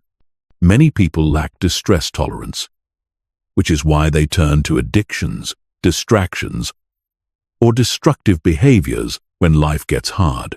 Distress tolerance is built through gradual exposure to manageable levels of discomfort. This might involve staying with difficult emotions instead of immediately trying to fix or escape them. It might involve taking on challenging projects that push your limits. It might involve having difficult conversations you've been avoiding. The goal isn't to seek out suffering, but to build confidence in your ability to handle whatever comes your way. When you know you can survive difficult emotions and challenging situations, you become much more willing to take risks, pursue meaningful goals, and live authentically. Social support is another crucial factor in resilience. Humans are not designed to handle major challenges alone. Having people you can turn to for emotional support, practical help, or different perspectives significantly increases your ability to bounce back from setbacks. But building social support requires vulnerability and reciprocity. You have to be willing to share your struggles with others and also be there for them when they're struggling. Many people isolate themselves during difficult times, which makes recovery much harder and slower. Post-traumatic growth is the highest level of resilience. This occurs when people don't just recover from trauma or adversity, but actually become stronger, wiser, and more fulfilled than they were before the difficult experience. Research shows that many people who experience significant challenges report positive changes in 5 areas: appreciation for life, relating to others, personal strength, new possibilities, and spiritual development. Post-traumatic growth doesn't happen automatically. It requires actively working to extract meaning and value from difficult experiences. It requires viewing challenges as opportunities for development rather than just obstacles to overcome. It requires being open to the possibility that adversity might redirect your life in positive ways you couldn't have imagined. The practice of resilience also involves building what psychologists call psychological capital: hope, efficacy, resilience, and optimism. Hope is the belief that you can find pathways to your goals and maintain motivation to pursue them. Efficacy is confidence in your ability to succeed in specific tasks. Resilience is the ability to bounce back from setbacks. Optimism is the tendency to expect positive outcomes. These 4 elements reinforce each other. When you're hopeful about the future, you're more likely to put in effort, which builds efficacy. When you have confidence in your abilities, you're more resilient in the face of setbacks. When you're optimistic about outcomes, you maintain hope even during difficult times. Mental resilience ultimately comes down to your relationship with uncertainty and discomfort. Life is inherently uncertain, and trying to eliminate all uncertainty and discomfort is both impossible and counterproductive. Resilient people have learned to be comfortable with uncertainty and to see discomfort as temporary and often necessary for growth. Chapter 12. Creating habits that generate automatic happiness. Your life is essentially the sum of your habits. What you do consistently, day after day, determines your health, your relationships, your success, and most importantly, your happiness. Most people leave their habits to chance, unconsciously developing patterns that create stress, negativity, and dissatisfaction. But when you consciously design habits that generate positive emotions and well-being, you create a life where happiness becomes automatic rather than accidental. The power of habits lies in their automaticity. Habits bypass conscious decision-making and run on autopilot, which means they don't require willpower or motivation to maintain. This is crucial because willpower is a limited resource that gets depleted throughout the day. If you rely on willpower to make yourself happy, you'll only be happy when you're feeling strong and motivated. But when happiness is built into your daily habits, it happens regardless of how you feel in the moment. Understanding the science of habit formation is essential for creating lasting change. Every habit follows the same neurological pattern: cue, routine, reward. The cue triggers the behavior. The routine is the behavior itself, and the reward is the benefit you get from doing it. Your brain forms habits by creating neural pathways that make this sequence automatic. The key to building happiness habits is designing them so that the reward is immediate and intrinsic. Many people try to build habits based on long-term rewards, like exercising to lose weight or reading to become smarter. But your brain responds more strongly to immediate rewards. If the habit doesn't feel good in the moment, it won't stick. Let's start with morning happiness habits, which set the tone for your entire day. The first hour after you wake up is when your brain is most programmable. Your brain waves are still in a relaxed state, and you haven't yet been bombarded with external demands and stresses. This makes it the perfect time to install positive programming. A simple but powerful morning happiness habit is the 3-minute gratitude practice. Before you check your phone or think about your to-do list, spend 3 minutes thinking about specific things you're grateful for. Feel the emotion of appreciation in your body. Don't just think the thoughts. This practice primes your brain to notice positive aspects of your day and starts a positive emotional cascade. Another effective morning habit is setting a daily intention. This isn't a specific goal or task, but rather a way of being you want to embody throughout the day. You might intend to be patient, curious, kind, or present. Having a clear intention helps you respond consciously to situations rather than just reacting automatically. Movement in the morning, even just 5 minutes, can dramatically improve your mood and energy for the entire day. This doesn't have to be intense exercise. It could be stretching, dancing to a favorite song, doing jumping jacks, or walking around the block. The key is to move your body with energy and intention, signaling to your brain that you're alive and ready for the day. Throughout the day, micro habits can create continuous boosts to your well-being. These are tiny behaviors that take less than 2 minutes, but have cumulative, positive effects. Taking 3 deep breaths before meals helps you eat more mindfully and digest better. Smiling at yourself in the mirror boosts confidence and mood. Complimenting someone activates your brain's reward centers. Standing up and stretching every hour prevents energy crashes and maintains alertness. The habit of conscious appreciation can transform ordinary moments into sources of joy. This involves deliberately noticing and appreciating simple pleasures throughout your day. The taste of your coffee, the feeling of warm water in the shower, the beauty of sunlight through a window, the sound of laughter, the comfort of your bed. When you train yourself to notice these moments, you realize that opportunities for happiness are everywhere.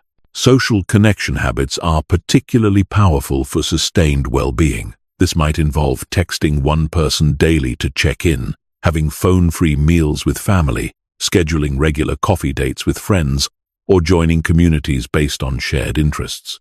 Social habits create positive feedback loops because other people respond positively to your consistency, which motivates you to maintain the habits. Evening habits are crucial for processing the day and preparing for restorative sleep.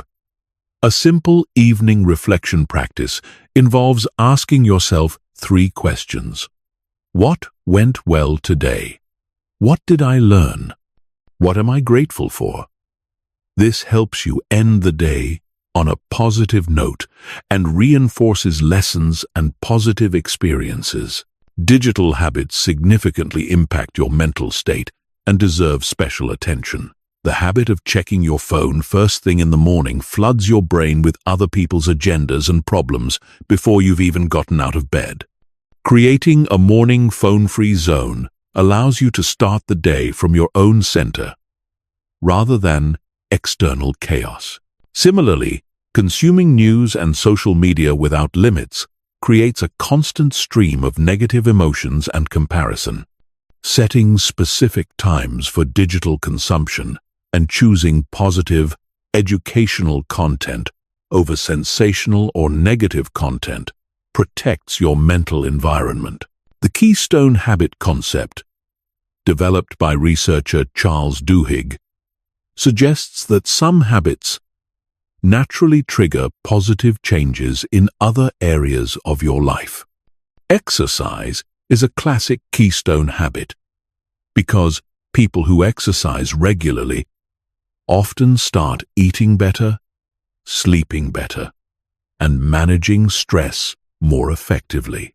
Meditation is another keystone habit. that tends to improve emotional regulation, focus, and self-awareness. Building happiness habits requires starting small and focusing on consistency rather than intensity. Most people fail at habit change because they try to do too much too soon. They decide to exercise for an hour every day when they haven't exercised in months. They try to meditate for 30 minutes when they've never meditated before. This sets them up for failure and disappointment. Instead, start with the smallest version of the habit that you can do consistently. If you want to exercise, start with 5 push-ups or a 1-minute walk. If you want to meditate, start with 1 minute of deep breathing. If you want to read more, start with 1 page per day. Once the tiny habit is established, you can gradually increase it. The 2-minute rule states that any new habit should take less than 2 minutes to complete. This makes it easy to start and removes the barriers that prevent consistency. You can do almost anything for 2 minutes, regardless of how busy or tired you are. Habit stacking is another powerful technique for building new habits. This involves attaching a new habit to an existing habit that's already well established. For example, after I pour my morning coffee, I will write down 3 things I'm grateful for. Or, after I brush my teeth, I will do 10 jumping jacks. The existing habit serves as a natural cue for the new habit. Environmental design is crucial for habit success. Your environment should make good habits easy and bad habits difficult. If you want to drink more water, put water bottles where you'll see them. If you want to read more, put books where you spend time and remove distracting devices. If you want to exercise, lay out your workout clothes the night before. Tracking your habits creates accountability and motivation. This doesn't have to be complicated. A simple check mark on a calendar can be effective. Seeing a chain of successful days creates momentum and makes you reluctant to break the streak. The most important aspect of happiness habits is that they should feel good in the moment, not just produce long-term benefits. If a habit feels like a chore or punishment, you won't stick with it. Find ways to make your habits immediately rewarding. Listen to favorite music while exercising. Read books you genuinely enjoy. Practice gratitude for things that genuinely move you. Chapter 13. Protecting your energy from energy vampires. Not all people are good for your well-being. Some people, no matter how much you care about them, consistently drain your energy, dampen your mood, and undermine your happiness.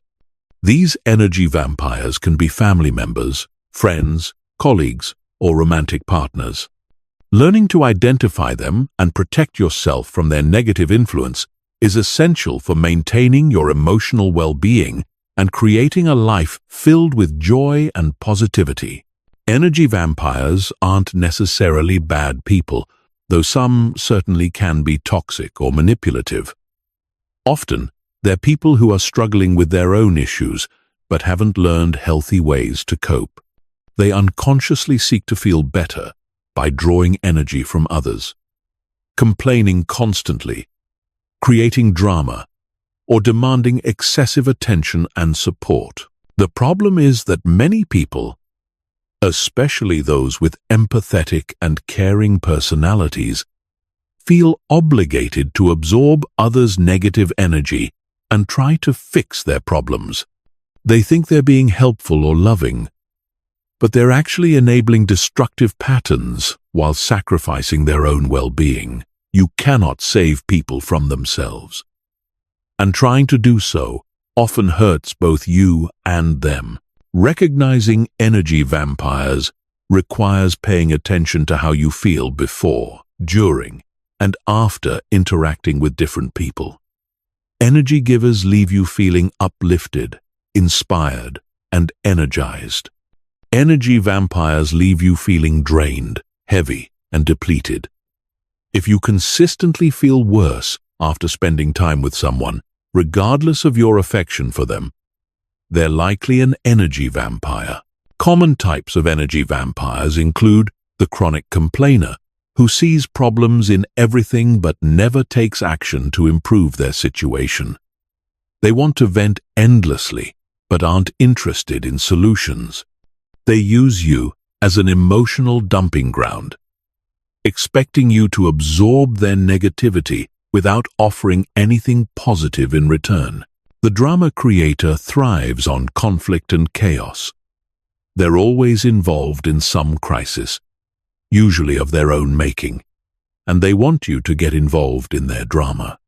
They may gossip constantly, stir up trouble between others, or create unnecessary conflict in situations that could be peaceful.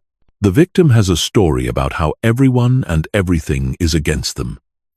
They take no responsibility for their circumstances and blame external factors for all their problems. They're addicted to sympathy and will reject any suggestion that they have power to change their situation. The narcissist makes every conversation about themselves.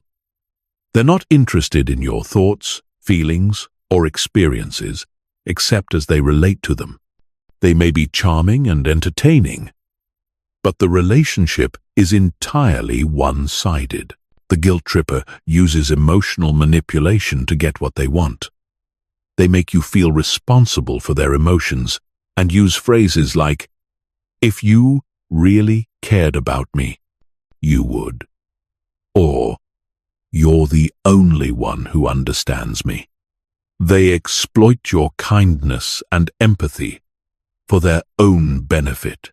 Protecting yourself from energy vampires requires setting and enforcing clear boundaries. Boundaries aren't walls to keep people out. They're guidelines for how you allow yourself to be treated. You have the right to protect your emotional well-being. And setting boundaries is not selfish. It's necessary. The first step in boundary setting is recognizing that you cannot change other people. You can only change how you respond to them. Stop trying to fix, rescue, or change energy vampires. Stop taking responsibility for their emotions or problems. Stop allowing their mood to determine your mood. Practical boundary setting techniques include limiting the time you spend with energy vampires. You might decide to see certain family members only at large gatherings, rather than one-on-one. You might limit phone conversations to specific time periods. You might avoid certain topics of conversation that always lead to negativity. The gray rock method is useful for dealing with particularly toxic individuals. This involves becoming as boring and unresponsive as possible when they try to engage you in drama or manipulation. Give short, non-committal responses and avoid sharing personal information that they could use against you. Physical boundaries are sometimes necessary. This might mean leaving when someone becomes abusive or manipulative. It might mean hanging up the phone when a conversation becomes toxic. It might mean blocking someone on social media who consistently posts negative content. Emotional boundaries involve not absorbing others' emotions as your own. Just because someone is upset doesn't mean you have to be upset. Just because someone is anxious doesn't mean you have to feel anxious. You can be compassionate without taking on their emotional burden. The key to maintaining boundaries is consistency. Energy vampires will test your boundaries repeatedly, especially when you first start setting them. They may escalate their behavior, guilt-trip you, or accuse you of being mean or selfish. This is normal and temporary. If you remain consistent, they'll eventually accept your boundaries or remove themselves from your life. Sometimes Protecting your energy requires ending relationships entirely. This is never easy, especially with family members or long-term friends, but sometimes it's necessary for your mental health and well-being. You have the right to remove people from your life who consistently harm your emotional state, regardless of your history with them. When ending toxic relationships, be clear and direct, rather than slowly fading away or hoping they'll get the hint. Let them know that you need space or that the relationship isn't working for you. You don't owe them a detailed explanation or justification. You don't need their permission or agreement to end the relationship. Guilt is the biggest obstacle to protecting yourself from energy vampires. You might feel guilty for setting boundaries with family members, ending friendships, or refusing to help people who seem to need you. But remember that you cannot help others from an empty cup. Taking care of your own well-being first enables you to be more helpful to others in the long run. Replace guilt with the understanding that healthy relationships are mutually beneficial. Good relationships involve give and take, support during difficult times, and genuine care for each other's well-being. If a relationship is consistently one-sided, with you always giving and the other person always taking, it's not a healthy relationship regardless of what you call it. Surrounding yourself with energy givers is just as important as avoiding energy vampires. Actively seek out people who inspire you, support your growth, share your values, and contribute positively to your life. These relationships will naturally crowd out the toxic ones and create a positive social environment that supports your happiness. Building a strong support network of positive people creates resilience against energy vampires. When you have multiple sources of emotional support and positive interaction, you're less likely to tolerate toxic behavior from others. You'll also be less tempted to stay in unhealthy relationships out of loneliness or fear. Chapter 14. The Art of Present Moment Awareness. The present moment is the only moment where happiness can actually be experienced. You cannot be happy in the past because the past no longer exists. You cannot be happy in the future because the future hasn't happened yet. Happiness only exists now, in this moment. Yet most people spend their entire lives somewhere else mentally, missing the only time when joy is actually available. The average person spends 47% of their waking hours thinking about something other than what they're currently doing. And these mind-wandering episodes consistently predict lower levels of happiness. When your mind is wandering, you're not experiencing life. You're experiencing your thoughts about life. And thoughts about life are almost always less satisfying than the actual experience of living. Present moment awareness, also called mindfulness, isn't about emptying your mind or stopping thoughts. It's about becoming aware of what's happening right now, both internally and externally, without getting lost in mental narratives about it. It's the difference between experiencing rain and thinking about rain, between feeling love and analyzing love, between living your life and thinking about your life. Most people resist the present moment because they've been conditioned to believe that happiness comes from achieving future goals or resolving past issues. They think the present moment isn't good enough, that they need to get somewhere else or become someone else to be happy.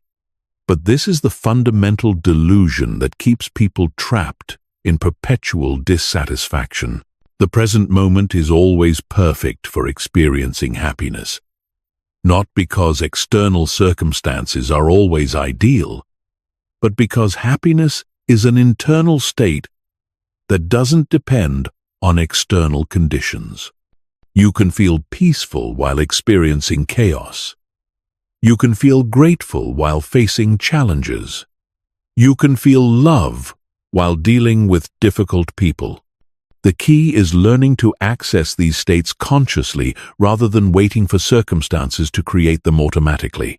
Developing present moment awareness begins with understanding the difference between pain and suffering. Pain is the unavoidable physical and emotional discomfort that comes with being human. Suffering is the mental elaboration we add to pain through our thoughts and resistance. When you stub your toe, the physical pain is unavoidable. But the mental suffering, the story about how clumsy you are, or how this ruins your day, is optional. Most of what we call suffering is actually resistance to what's already happening. When you fight reality, when you wish things were different, when you replay past events or worry about future possibilities, you create mental suffering that has nothing to do with present moment circumstances. The practice of acceptance doesn't mean you like everything that happens. It means you stop wasting energy fighting what's already happened or might happen. Breath awareness is the most accessible doorway into present moment consciousness. Your breath is always happening now, and focusing on it naturally brings your attention into the present. When you notice your mind wandering into thoughts about the past or future, simply return your attention to your breathing. This isn't failure. It's the practice. The mind wanders, you notice. You return to the breath. This cycle strengthens your ability to stay present. Body awareness is another powerful anchor for present moment consciousness. Your body is always in the present, never in the past or future. Scanning your body from head to toe, noticing sensations without trying to change them, connects you immediately with what's happening now.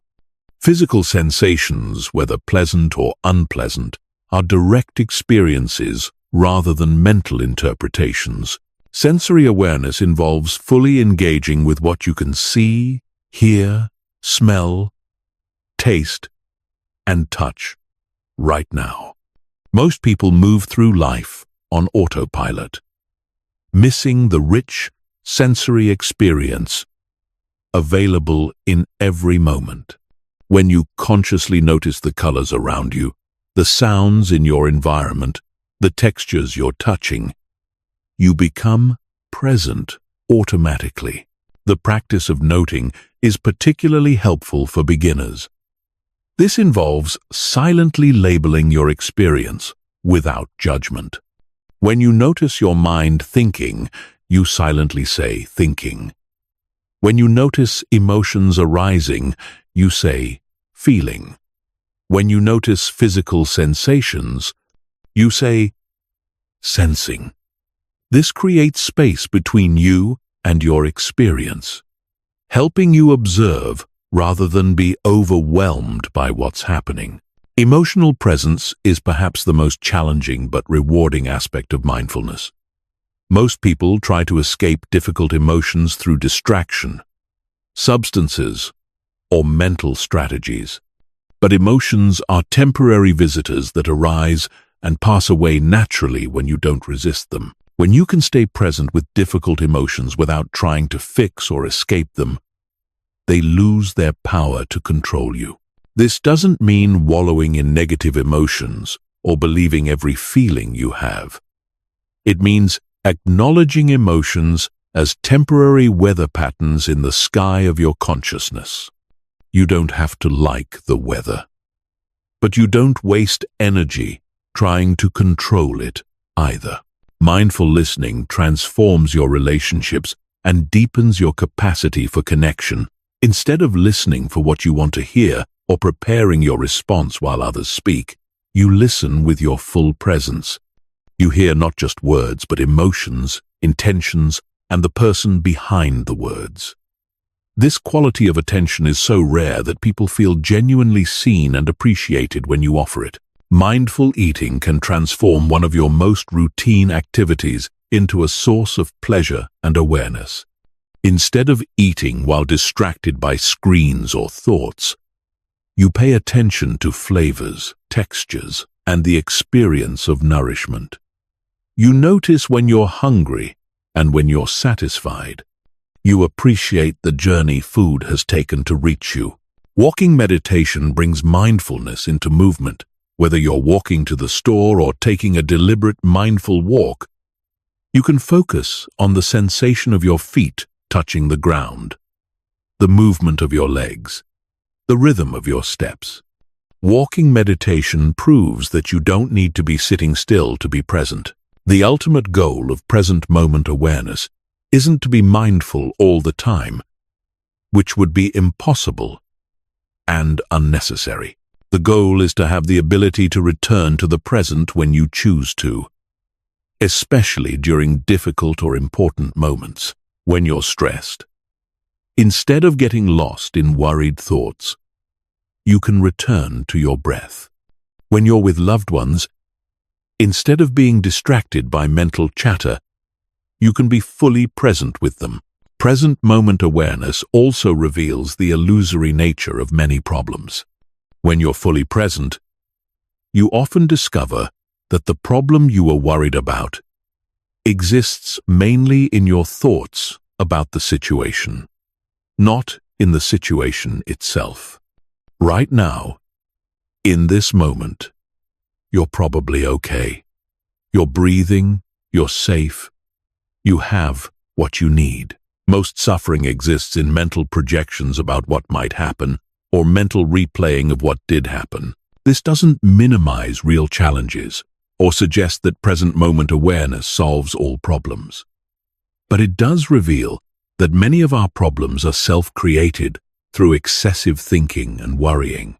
When you can stay present, you often find that you have more resources and clarity to handle actual challenges when they arise. Chapter 15. Living from your unshakable core. After everything we've covered, there's one final truth that will determine whether you actually transform your life or just collect more information. Happiness isn't something you achieve, it's something you are, deep within you. Beneath all the stories, fears, and conditioning exists an unshakable core of peace, joy, and wholeness that no external circumstance can touch. Learning to live from this core, rather than from your surface, thoughts and emotions, is the ultimate key to sustained happiness, regardless of what life brings. Most people spend their entire lives trying to become happy through external means, never realizing that they're already whole and complete. They think happiness is a destination they'll reach when they get enough money, love, success, or security. But happiness is actually your natural state, the foundation of your being that gets covered up by layers of mental conditioning and emotional reactivity. This isn't spiritual fantasy or motivational speaking. It's the deepest truth about human nature. When you strip away all the mental noise, all the stories about yourself and your life, all the fears and desires and judgments, what remains is pure awareness. And pure awareness is inherently peaceful and content. You've experienced this state during moments of deep meditation, intense focus, profound love, or natural beauty. When the mental chatter stops and you feel connected to something larger than your small self. The journey to living from your unshakable core begins with recognizing that you are not your thoughts, emotions, or circumstances. You are the awareness that observes thoughts, emotions, and circumstances. This awareness, your true self, is never actually threatened or damaged by anything that happens in your life. It's like the sky that remains unchanged, whether the weather is stormy or clear. When you identify with your thoughts and emotions, you live at the mercy of whatever mental weather happens to be passing through. When you identify with your circumstances, you feel stable only when life is going well. But when you identify with your essential nature, with pure awareness itself, you have an unshakable foundation that no external event can disturb. This shift in identity from the temporary to the eternal, from the changing to the unchanging, is what spiritual traditions have called enlightenment or awakening. But you don't need to become a monk or spend years in meditation to access this truth. You can recognize it right now, in this moment, by asking yourself, who is aware of your thoughts right now? Who notices your emotions?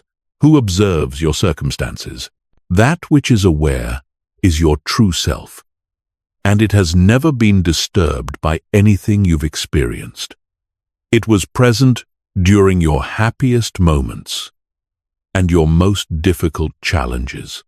It's present now as you listen to these words, and it will be present throughout whatever else you experience in life. This awareness is your refuge, your sanctuary, your unshakable core. Living from this core doesn't mean becoming detached or indifferent to life.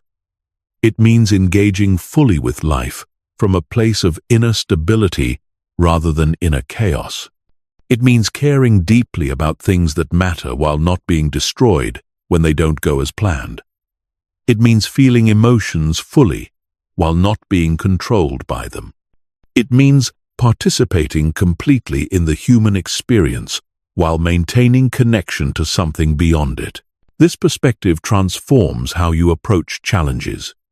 Instead of seeing difficulties as problems that threaten your happiness, you see them as opportunities to discover how unshakable you really are. Instead of trying to control external circumstances to feel secure, you find security in your ability to remain centered regardless of what happens. When you live from your unshakable core, you stop waiting for life to be perfect before you allow yourself to be happy. You realize that perfection isn't the absence of problems, it's the presence of peace within any circumstance. You understand that security isn't having everything under control. It's knowing that you can handle whatever comes. This doesn't happen overnight, and it doesn't happen once and then stay forever. It's a gradual process of remembering who you really are beneath all the layers of conditioning. Every time you choose peace over reactivity, presence over mental chatter, love over fear, you're strengthening your connection to your unshakable core. The practices we've covered throughout this audiobook, gratitude, mindfulness, emotional regulation, relationship skills, physical optimization, all serve to clear away the obstacles that prevent you from experiencing your natural state of happiness. They're not ways to become happy, they're ways to remove what's blocking the happiness that's already there. Some days you'll feel deeply connected to this truth, and other days you'll feel completely lost in surface thoughts and emotions. This is normal and part of the process.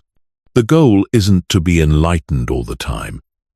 It's to have moments of recognition that gradually become more frequent and stable. What changes everything is when you realize that your happiness doesn't depend on anything external ever again, not because external things don't matter, but because you found the source of happiness within yourself. From this place, you can engage with the world from overflow rather than emptiness, from love rather than need, from joy rather than desperation. When you live from your unshakable core, you become a source of stability and peace for others. Your presence alone helps people feel calmer and more centered. You become part of the solution to the world's suffering rather than part of the problem. You radiate the very qualities that everyone is seeking. This is your invitation to stop looking for happiness in all the wrong places and start recognizing the happiness that has always been present in the right place, within your own being. Everything you've ever wanted, every state you've ever sought, every experience you've ever craved, is available right now in the depths of your own awareness. The search is over. You are already what you've been looking for. You are already whole, already complete, already worthy of unlimited happiness and love. The only thing left to do is to live from this truth, to let it guide your choices, inform your responses, and determine your experience of life.